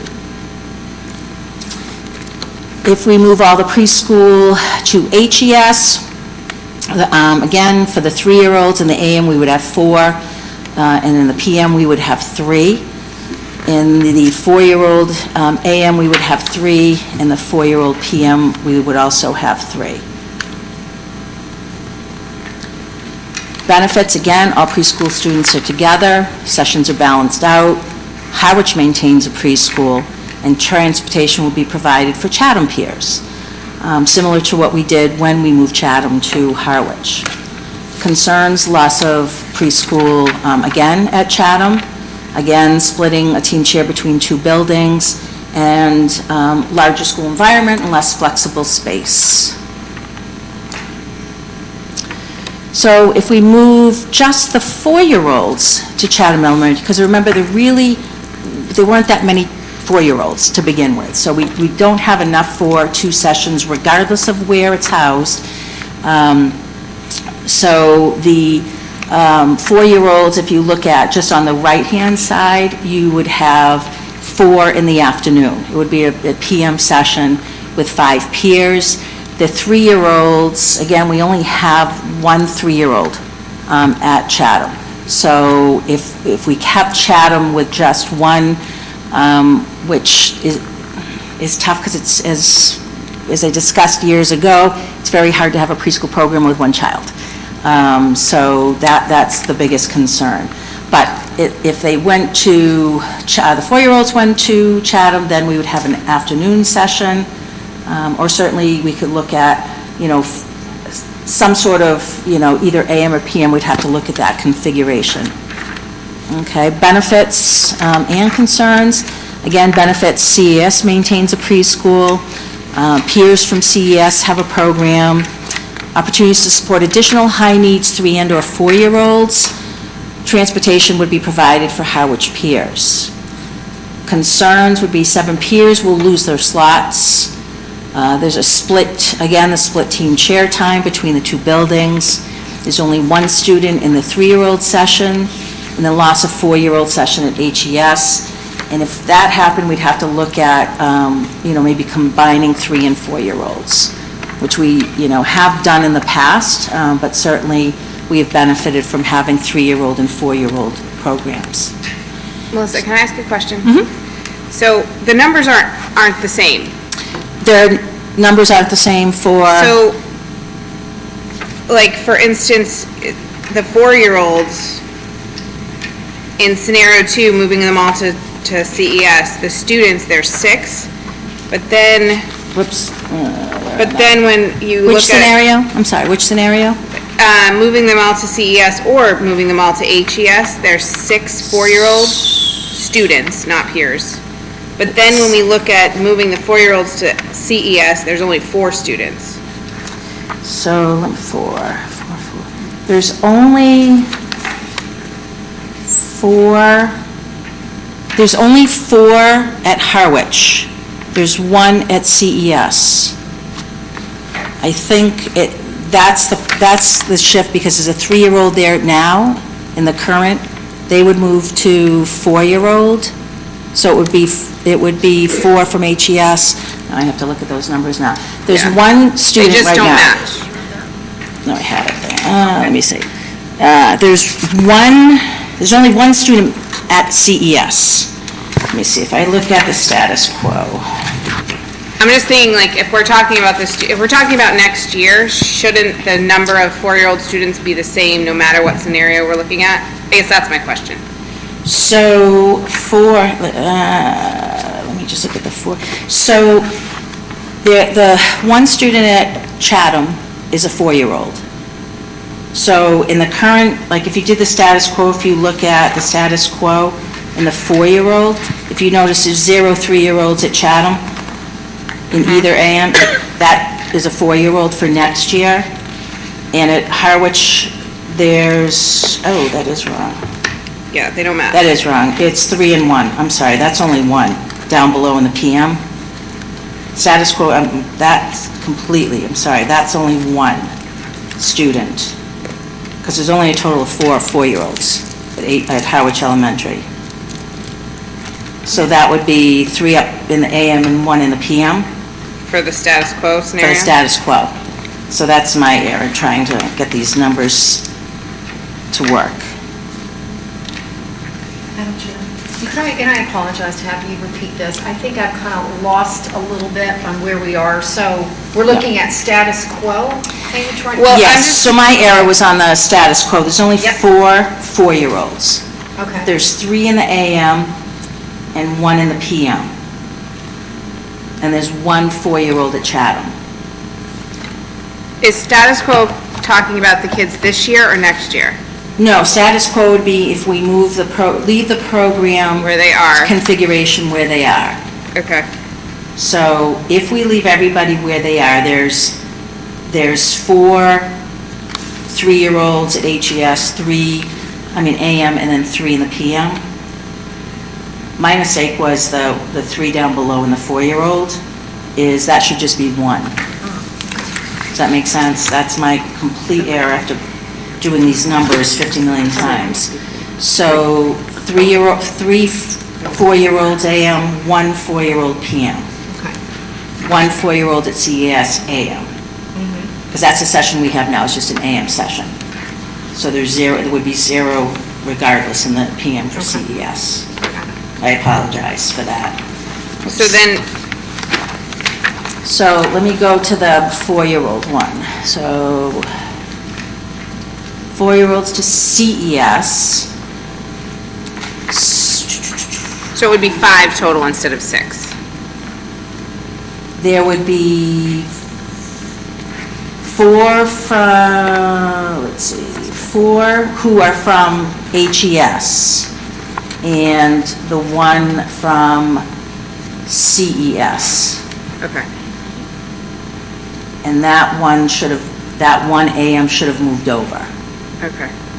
So for the 3-year-olds, though they're staying at HES, right? So I'm just looking at if we move 4-year-olds to CES, right? There would be 4 that moved over to CES, because there's only 4 at HES. I know it's confusing, I'm sorry to interrupt you, but No, I was and just, now I'm looking and I'm the like going numbers weren't, bonkers again on these if on we're these talking numbers. about the same kids, the numbers weren't matching. That's all. Right, so this is just the 4-year-olds would move over to CES. So that's where it gets a little,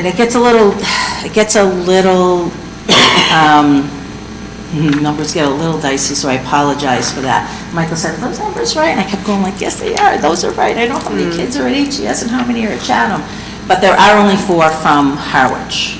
So you would move the peers and the 4-year-olds over to Chatham, and they would have their own session in the afternoon, because it's an AM session at Chatham.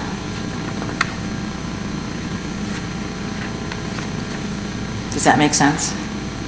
Mm-hmm. And I might resend this and do it one more time, so that it makes perfect sense. Yeah, because even like here, 4-year-olds to CES, the 4-year-olds are actually under HES.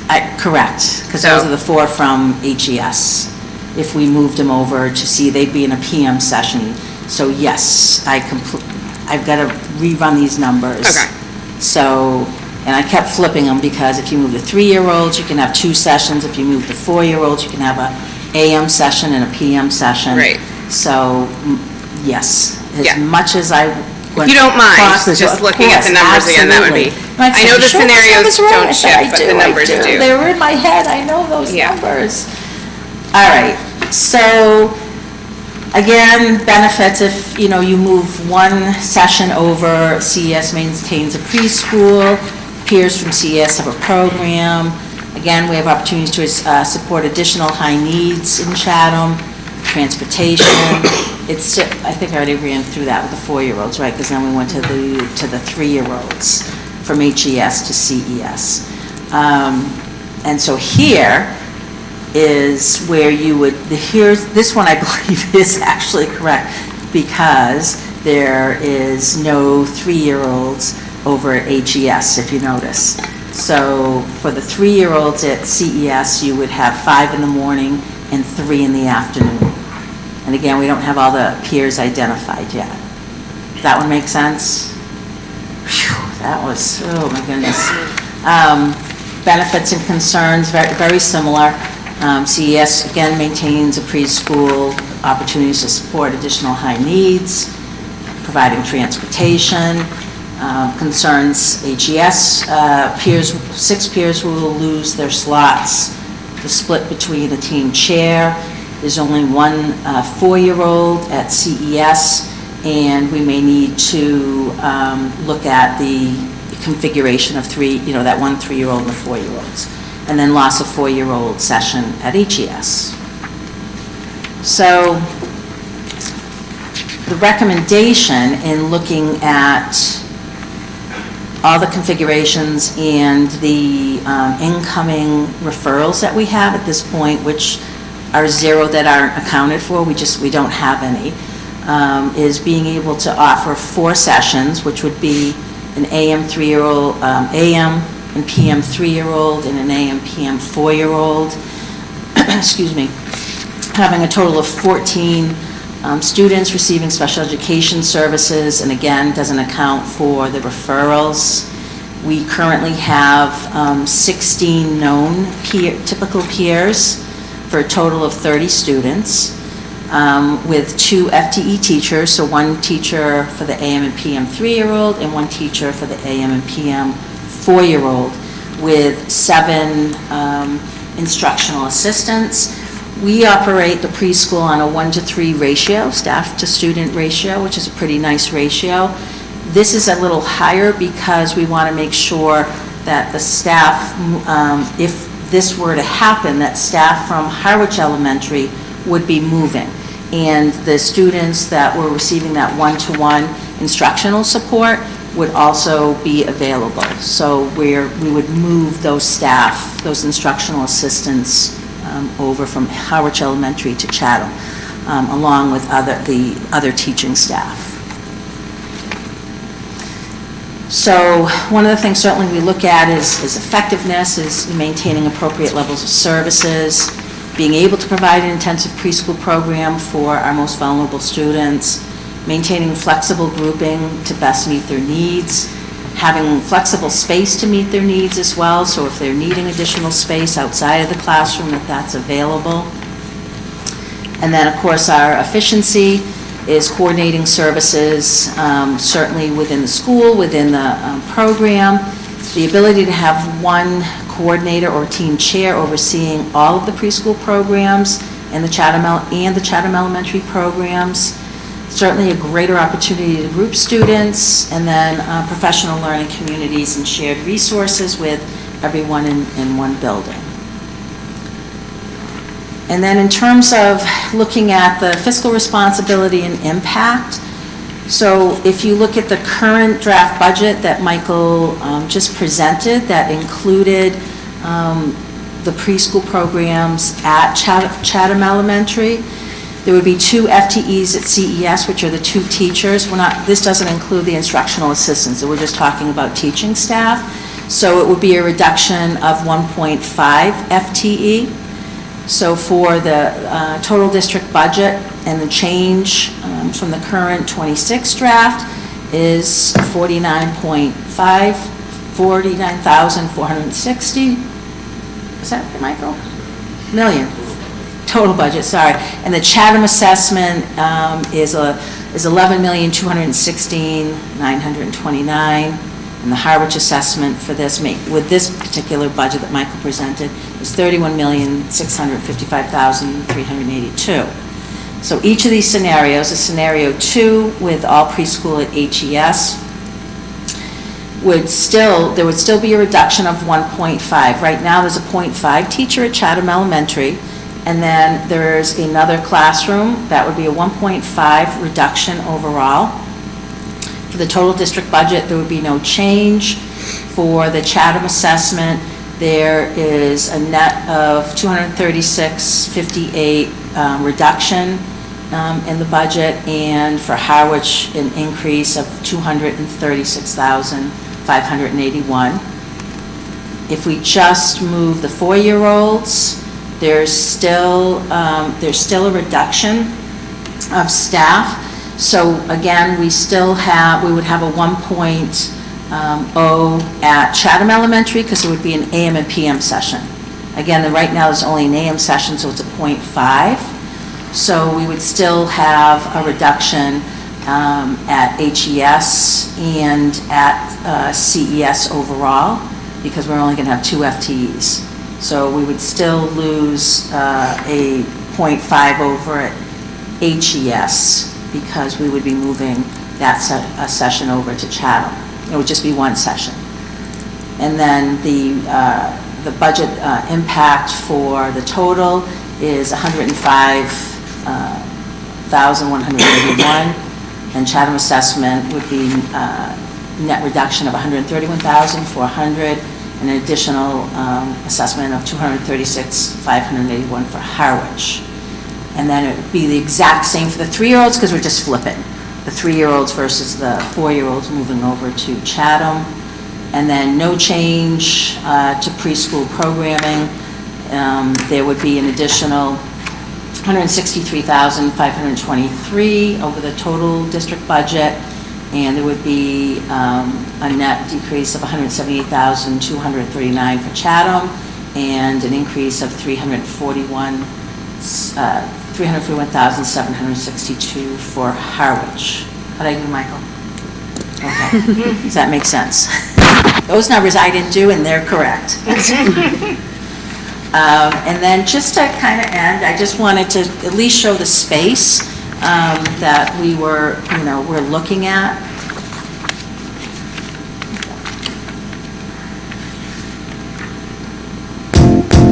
might seem crazy what I'm about to say. Sunshine, she's here, you can take a break. I'm a hot air balloon that could go to space. With the air, like I don't care, baby, by the way. Because I'm happy. Clap along if you feel like a room without a roof. Because I'm happy. Clap along if you feel.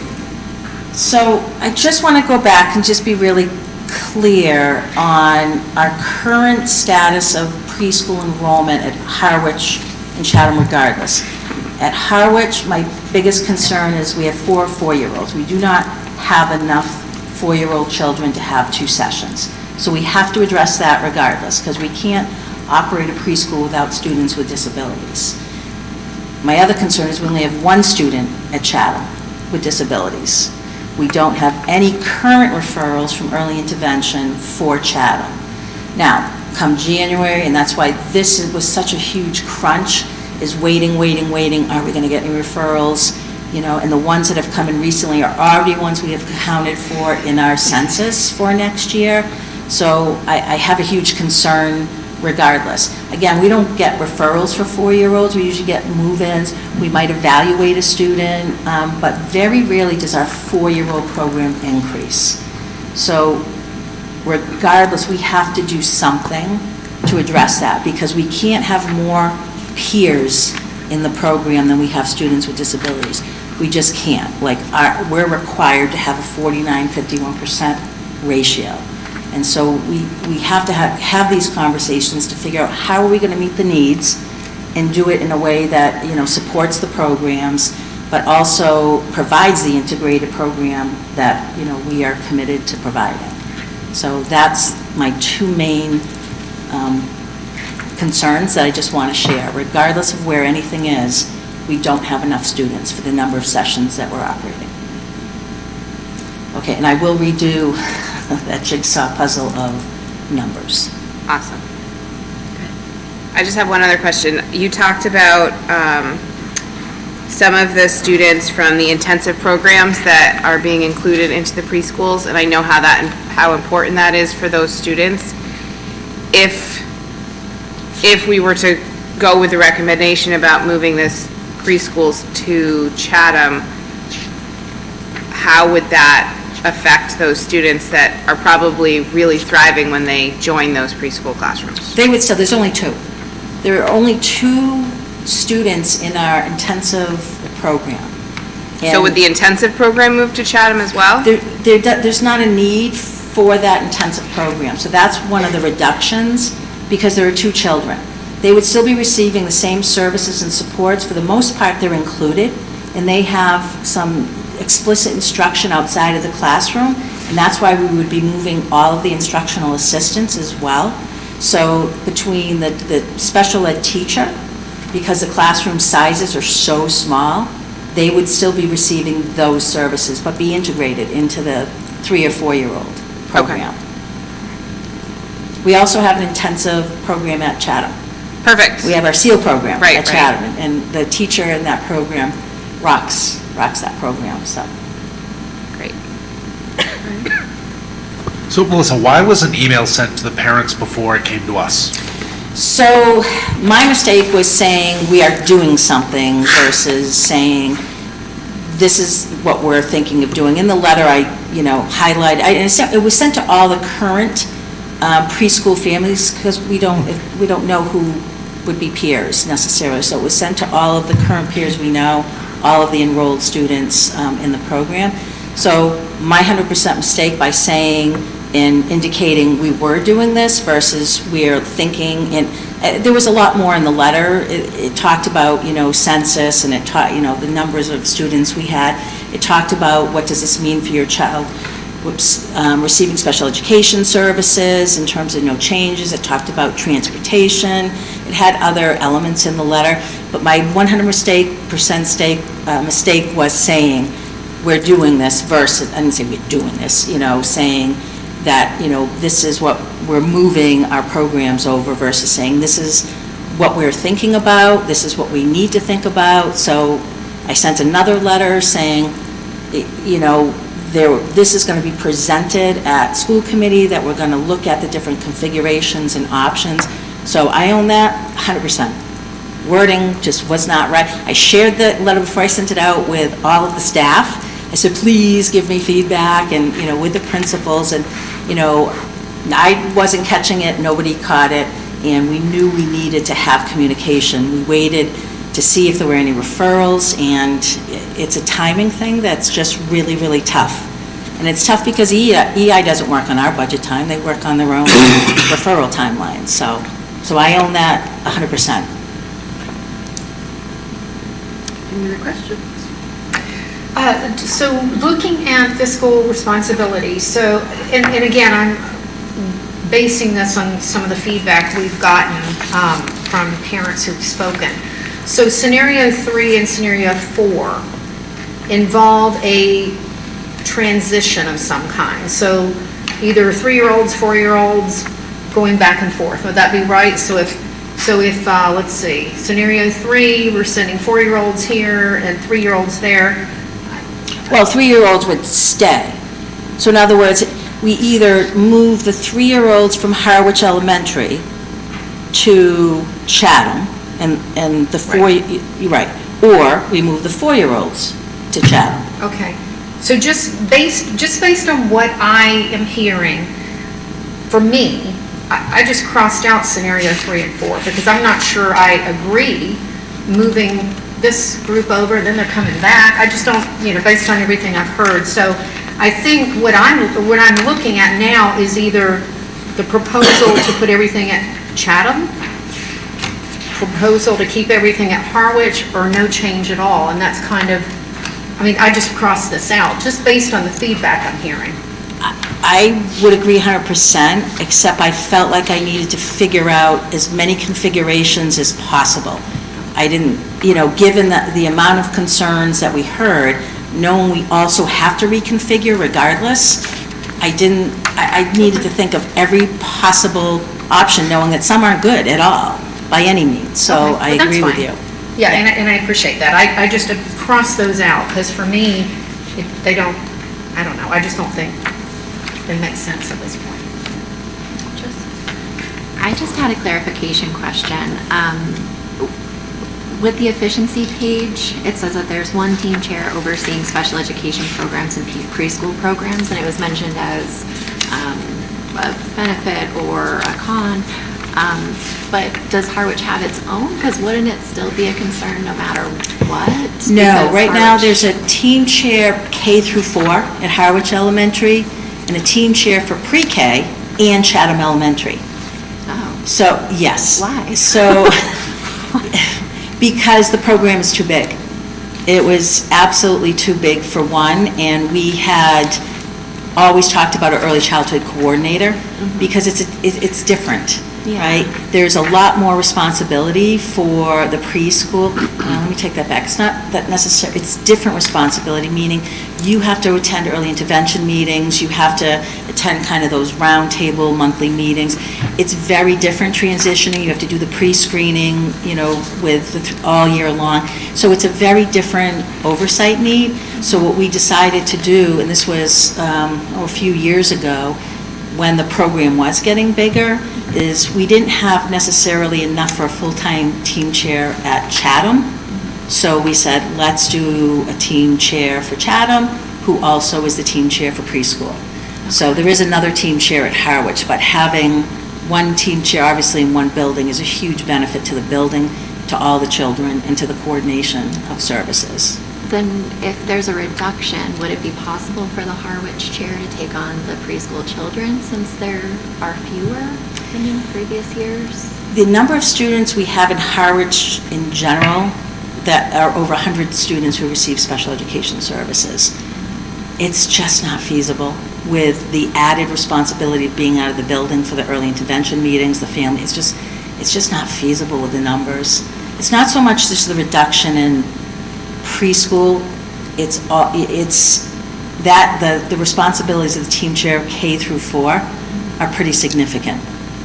So that's just a concern to oversee that level of programming.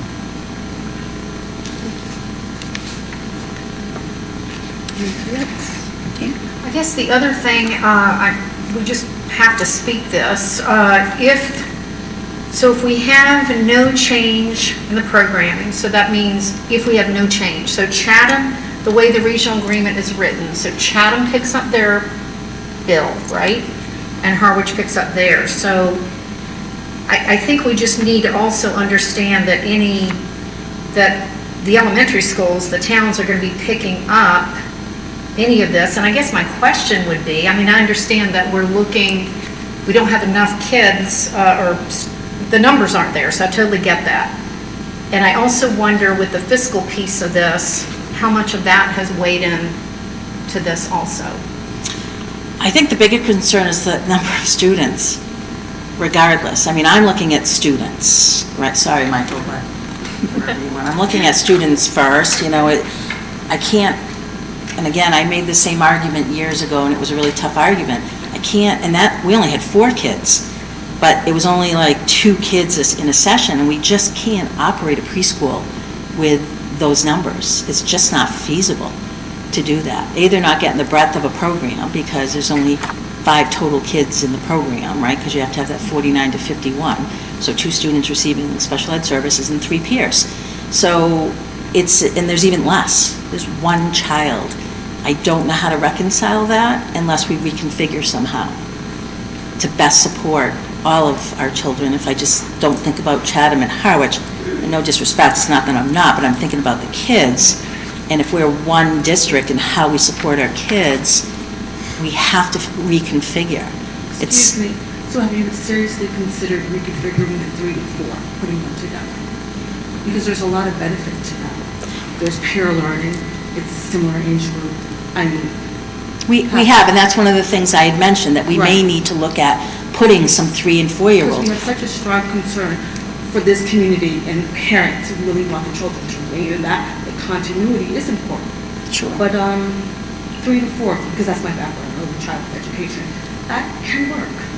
I'm not disagreeing, and where does that work, right? So do we, and again, the question is, who are we moving where, right? Because we've done this before. We had to tell families, and we had to move Chatham. We see the families. What's that? We see the families who are here tonight, and you see the concern this evening, and this is what we're here to do. We're here to serve the community. So I'm trying to say, maybe there's a different way to, like you said, reconfigure it so that the Harwich families can stay in Harwich. And what about Chatham? Because we can't run a preschool with 1 child. Okay, so can the child from Chatham come to Harwich? So you're saying that the Chatham preschool will close, and that's the issue. I'm not understanding what we're going to do with this 1 child versus families, this community. This is a community which I'm supporting. I mean, it is a regional district, of course, but I hear the outrage tonight, so I'm trying to work on solutions. So that's one that I absolutely, and I'm all about solutions. For the 1 child. Yeah, I'm all about solutions and trying to figure it out and trying to address the needs of our children in the district across 2 towns. So it's a very tough conversation. And it's very convoluted. It's the first time that it was, on my purview. I didn't know that this was an issue. And I hear you. It's very convoluted. So I clearly don't have all the answers tonight, and I would need some more. So I'd love to have a conversation about this because I don't fully understand. Yeah, and I think, presenting different configurations, and if there's other configurations folks can think about, great. But I think, being able to address both Chatham and Harwich families, 100%, was it impacting more Harwich families in offering that configuration? Sure. Are there other considerations for it? I know there were several Harwich families who chose to go to Chatham when we opened the Chatham preschool because we didn't have enough peers, and there were many families who wanted a smaller school. So sure, there's different ways to think about attending to all families, and then thinking about when we have a decrease, and I won't even know, like I said, till end of January, if there's even prospects, and those prospects you have to understand, because we get those numbers, when you think of 0 to 3, in early childhood, 6 months out, we're talking about referrals that could be a year and a half out, depending on their age and their services and how we, get those referrals. So typically, we get it 2 years out, right? So we might get a referral in January, where the child is only 1.5, right, in anticipation, because of the level of intensity, they can say, anticipate this. So that's a year and a half out. We don't even have any referrals for the fall. We have 0 referrals right now for the fall. We would have gotten them for the fall, because like I said, because we have to evaluate, right? Usually 3 months before they enter our preschool, we have to evaluate. So if we were going to get any referrals, we would have had to have gotten them, because we would have needed to have planned for that evaluation process to make sure that they were ready for enrollment on their 3rd birthday. And remember, it's 3 years old, turns 3-year-old all year long. So we try to really monitor that. And, in talking with the team chair, I'm like, I'm really nervous about the numbers, and then if we don't get any, what do we do? And it's, like I said, it's hard because budget timelines don't meet our referral timelines. So we know what we know right now, the students we're definitely going to get. And the 3-year-olds, sure, we will probably definitely, get more 3-year-olds that come in. I mean, enough to have, multiple 3 sessions, probably not, because we don't really have enough predicted even for the fall. I mean, 6 kids is not, we usually have 7 and 8, right? So we usually have 7 students receiving services and 8 peers to make that ratio work. So there's definitely a little concern about that, especially, if you have 3, so that we have about either 6 openings. I'm just not sure we're going to get 6 3-year-olds. That's all. I'm just trying to figure this out and trying to make this work, the best we can. The question, you talk about reconfiguration. Is it essential to have, and just asking the question, because again, it's just so few children over 4 different, 3 and 4 years old of AM and PM. What is the flexibility of the need to have both an AM and PM session? I'm just trying to understand. So it wouldn't work if we didn't have AM and PM, staffing-wise, right? Because the same teacher teaches the AM and then they teach the PM. At Chatham, we only have a 0.5 teacher because we only have 1 session. And we don't have any prospects for a PM session. So there's not going to be any flexibility of just combining and just having 1 session?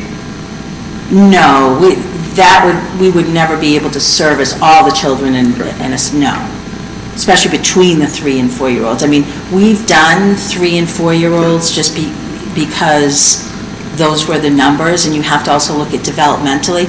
You have to look at this, again, first is not the peers, because the peers can go in either session, right?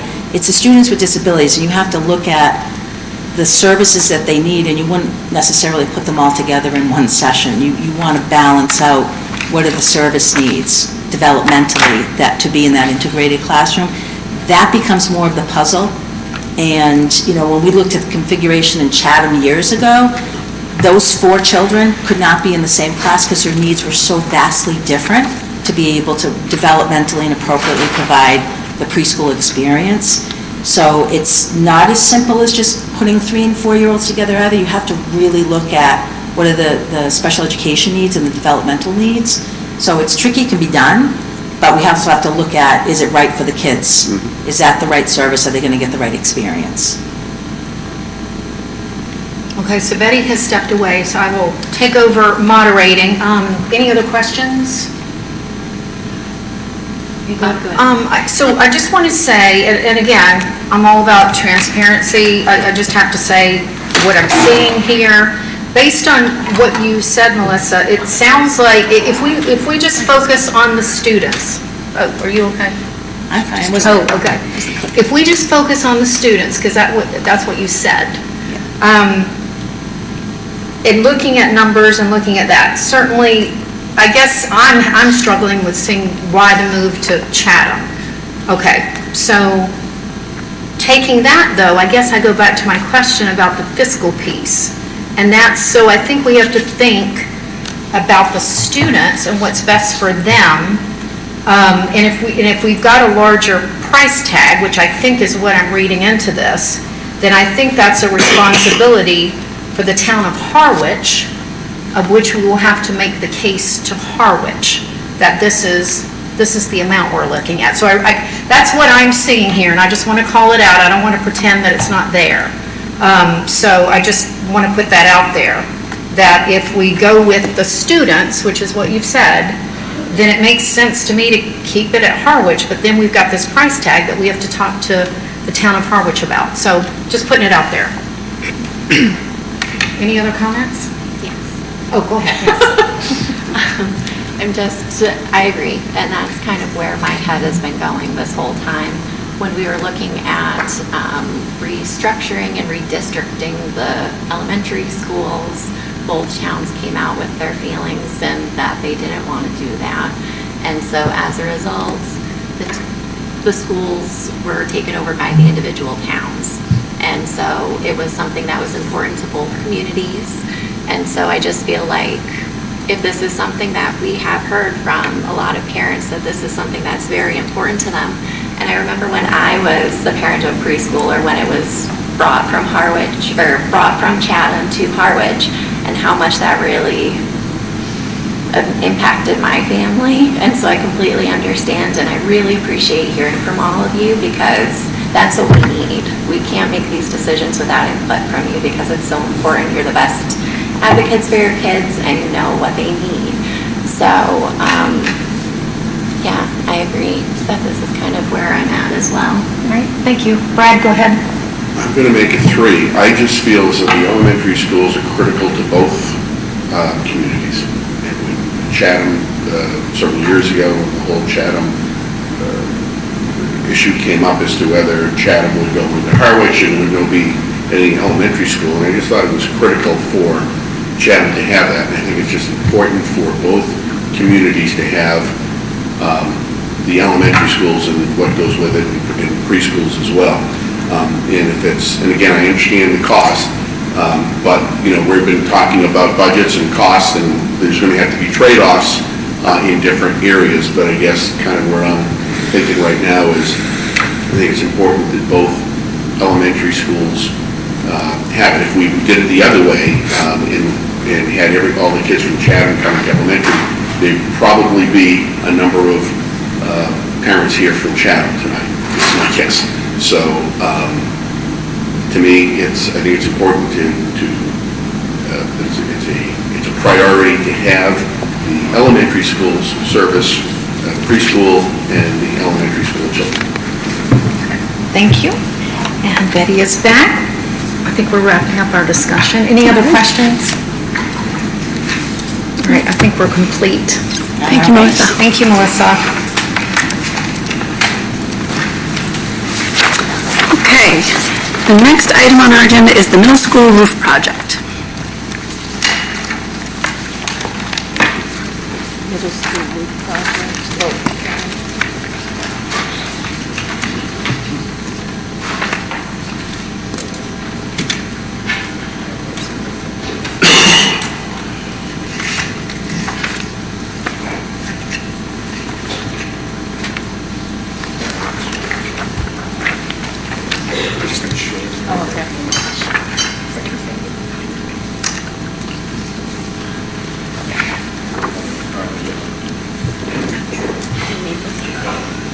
All right, sorry, Stu. So there's a memo in your pack I was trying to get up so I could show you while it's there on the computer. So we, as you know from our previous conversation, we've been accepted into the MSBA's Accelerated Repair Program for replacing the roof at the Monomoy Regional Middle School, and we have a couple of hoops to jump through in order to meet their, thank you very much, to meet their requirements. So I included in your pack a sort of short memo from myself describing what's required, and also the invitation letter from the MSBA initial compliance certificate that the chair and superintendent has to sign, and a couple other pieces that we have to do. But the first one is for the school committee to take a vote to appropriate the funds to carry out the feasibility study. So we actually did include this in the budget, so technically you've already appropriated the funds, but the MSBA want to see a specific vote authorizing those funds to be used for this project. This is the wording that they recommend. This has been vetted by their lawyers, and it just makes clear that we're putting this money aside, this $150,000, that may be offset by money from the MSBA as well, and that it doesn't guarantee any future project. It's just the first step in that project. Any questions, Michael? So Mike, you just need us to do the motion for this? Yes, please. Do I have a motion?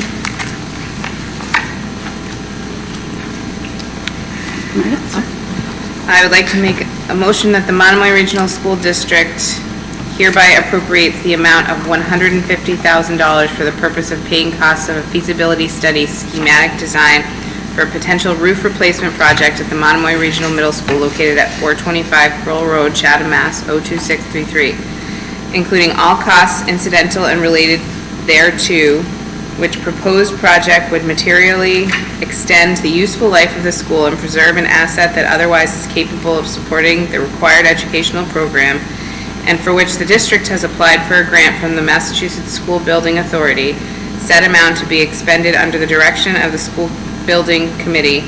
To meet this appropriation, the district has budgeted said amount in the FY25 annual budget. The district acknowledges that the MSBA's grant program is non-entitlement, discretionary program based on need as determined by the MSBA, and any costs the district incurs in excess of any grant that may be approved by and received from the MSBA shall be the sole responsibility of the district. Provided further that the amount of the expenditure authorized pursuant to this vote shall be reduced by any grant amount set forth in the project funding agreement that may be executed between the district and the MSBA. Well done. That was a motion. Thanks a lot. Yeah, I know. Wow. Do we have a second? So, was it Was that second? Oh, it was so moved first, or? That's Oh, Second. It was just us. Thank you. That was a long time. That was Ryan, yeah. Okay. All in favor? Aye. Opposed? Abstained? Thank you very much. Thank you, Michael.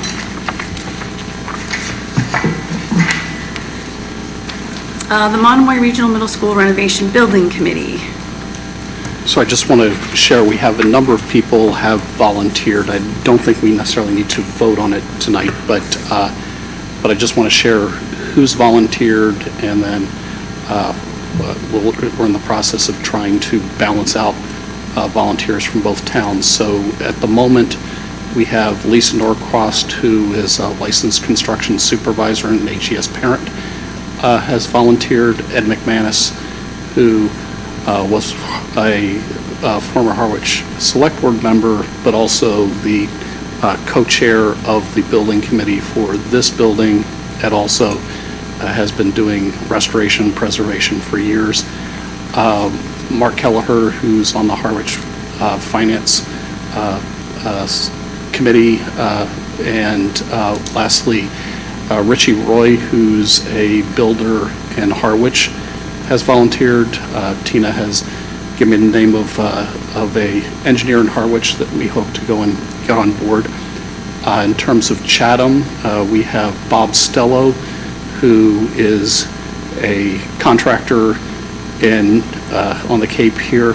Bob also uniquely worked in that building for 25-ish years and probably knows the building inside and out better than anyone. Tom Reed, who is from Chatham, he's a retired head of school, so he's been familiar with different sort of school construction projects over his past. And lastly, Peter Troy, who was actually the chair of the previous building committee in Chatham. And I have two contractors from Chatham that I'll be connecting with to hopefully get sort of a composition of five members from each town. I think from our committee, Jackie has volunteered to be on it, and I believe Ryan S. Will be on it. So you stepped up. Okay, and I think ultimately that grouping would be the voting members on the committee. In addition to that, sort of serving, working with the committee would be myself, Abby Dudley, the principal, Rick Travers, our facilities director, Michael McMillan, the business manager. Robin would be part of this, and Paul Donilon, who's our treasurer, who would be, I don't know if those who remember when Don McCure was with us as our treasurer. Don was very much involved with how the money moves around to fund the projects. So my hope is if we can get the one more person in the trades from Harwich on and these two builders, that we can hopefully get them together next week to do a walk around the building so that they can see the building inside and outside. I actually took Alan Pollock from the newspaper around the building today, and Jeff Handler, who's one of the Harwich Select Board members, just to see it firsthand up close and to really understand what and why this construction project is, or this renovation project is needed. I'm just going to add just two things quick. Well, one thing, which is that we have been invited to speak to the select boards of both towns to give an overview of our capital plan. So we're doing that next week. So, and that will include this project. Monday and Tuesday of next week. Definitely Harwich, definitely Chatham, and just waiting for Harwich to confirm that this date still works. But primarily it's primarily because they're both now responsible solely for the projects in their elementary schools, so they've kind of brought us back into their capital planning process, but this will also be an opportunity for them to get an update on the building projects that we have going on.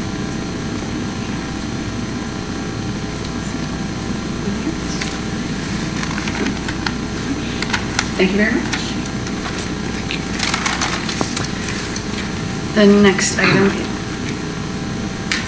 next item is the first reading of policy files EFD, school nutrition program charge, EHAA, district security relating to technology, EHB, data and records retention, GBEE, personnel use of technology.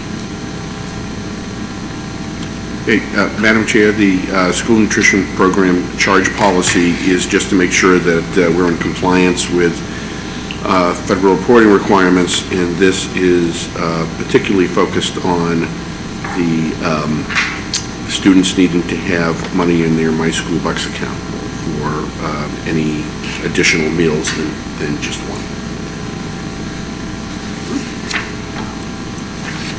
Any questions on that policy?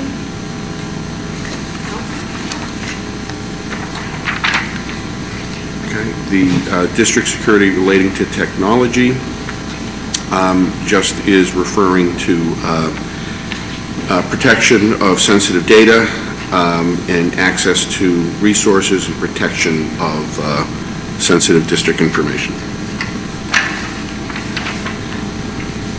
Any questions from you?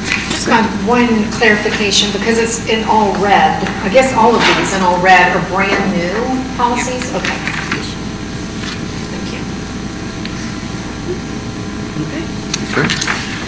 Data and records attention has to do with, and so it's right on the back page here, it has to do with that the record is going to be public, and it has to do with including any public employees considered public records. Okay with that one? All right. And the final one is personal use of technology. And the whole idea here is to make sure that any personnel and any employees are going to be responsible and use it in any efficient, ethical, and legal manner.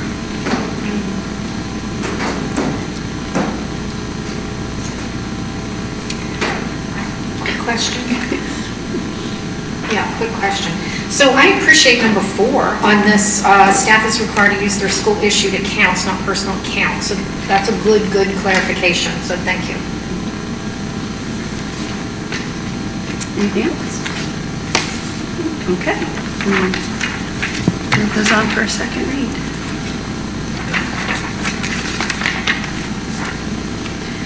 Real quick discussion of the prior meeting's executive session where we're still in, we're in negotiations with non-union personnel, and we're still in those negotiations and moving forward with that. So there's no vote necessary for that. I thought you were raising your hand, sorry. And then approval of donation from MRHS Animal Welfare Club to the Emerald Hollow Therapeutic Riding Center.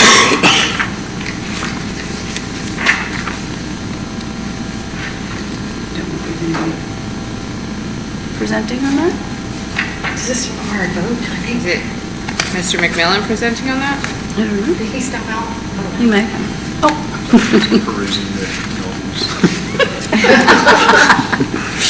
What was that, sorry? This is the, Animal welfare.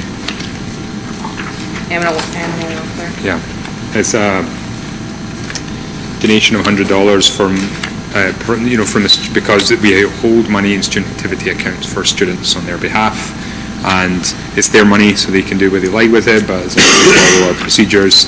But the recommendation from the state is that we should have you approve any donations that they want to make. So it's just really looking for approval from you, a motion to approve their donation of $100. Motion. I would like to make a motion to approve the amount of $100 from the Animal Welfare Club of Monomoy Regional High School to Emerald Hollow Therapeutic Riding Center. Thank you. Second. Thank you. Any questions? All in favor? Aye. Opposed? Abstained? Unanimous. Thank you. Passes. Thank you. Finance Subcommittee update. Madam Chair, we had a meeting, and I think that Mr. McMillan fully explained everything we discussed tonight. Maybe. Thank you very much. Superintendent's report, recognition of donations, grants, and other acknowledgements. I would like to recognize a group from Monomoy Regional High School, students and educators who spent the day at the Special Olympics Youth Leadership Summit in Westboro earlier this week, learning and making connections. Congratulations to freshman Davion Dawkins, who earned the position of runner-up in the annual Lions Club speech contest. Davion wrote and presented an excellent speech about the best advice he ever received: no man is an island, no man stands alone. And lastly, the Monomoy Regional High School varsity boys basketball team has been invited to play in the Andrew James Lawson Invitational at the TD Garden Center on Saturday, January 11th at 4 p.m. versus Bourne. We hope to see a huge crowd at the Garden for a great game and a great cause, and the ticket information is on our website. Thank you very much. Let's see, we did that. The MRHS student trip to Italy, February 2026. Making motions, I think that's what we I need think to that's do. what we need. So I will move that we accept the trip to Italy, which was presented, I believe, last meeting. Was that correct, the last meeting? And so I'll move that it be accepted in the way it was presented. That's in our packet tonight. Excellent. Do we have a second? I will second. Thank you. All in favor? Aye. Opposed? Abstained? Unanimously passes. We're putting off relations with non-public schools till the next meeting. Second reading of policy files, BAG, use of electronic messaging by school committee members, and IJND, access to digital records. Do we have any questions on those policies that are here for a second reading? Do we we have a motion? Madam Chair, I'll make a motion that that file BHE for use of electronic messaging by school committee members as delivered here is approved. Second? Second. All in favor? Aye. Opposed? Abstained? And then do we have a motion for I, J, I'll and make a motion for that file UND, access to digital resources, is approved according to what is written here in the statement. we have a second? Second. All in favor? Aye. Opposed? Abstained? Unanimously passes. We've had the presentation of the warrants. Do I have a motion to adjourn? So moved. Second? Second. All in favor? Aye. 9 o'clock. Thank you all. Thank you very much.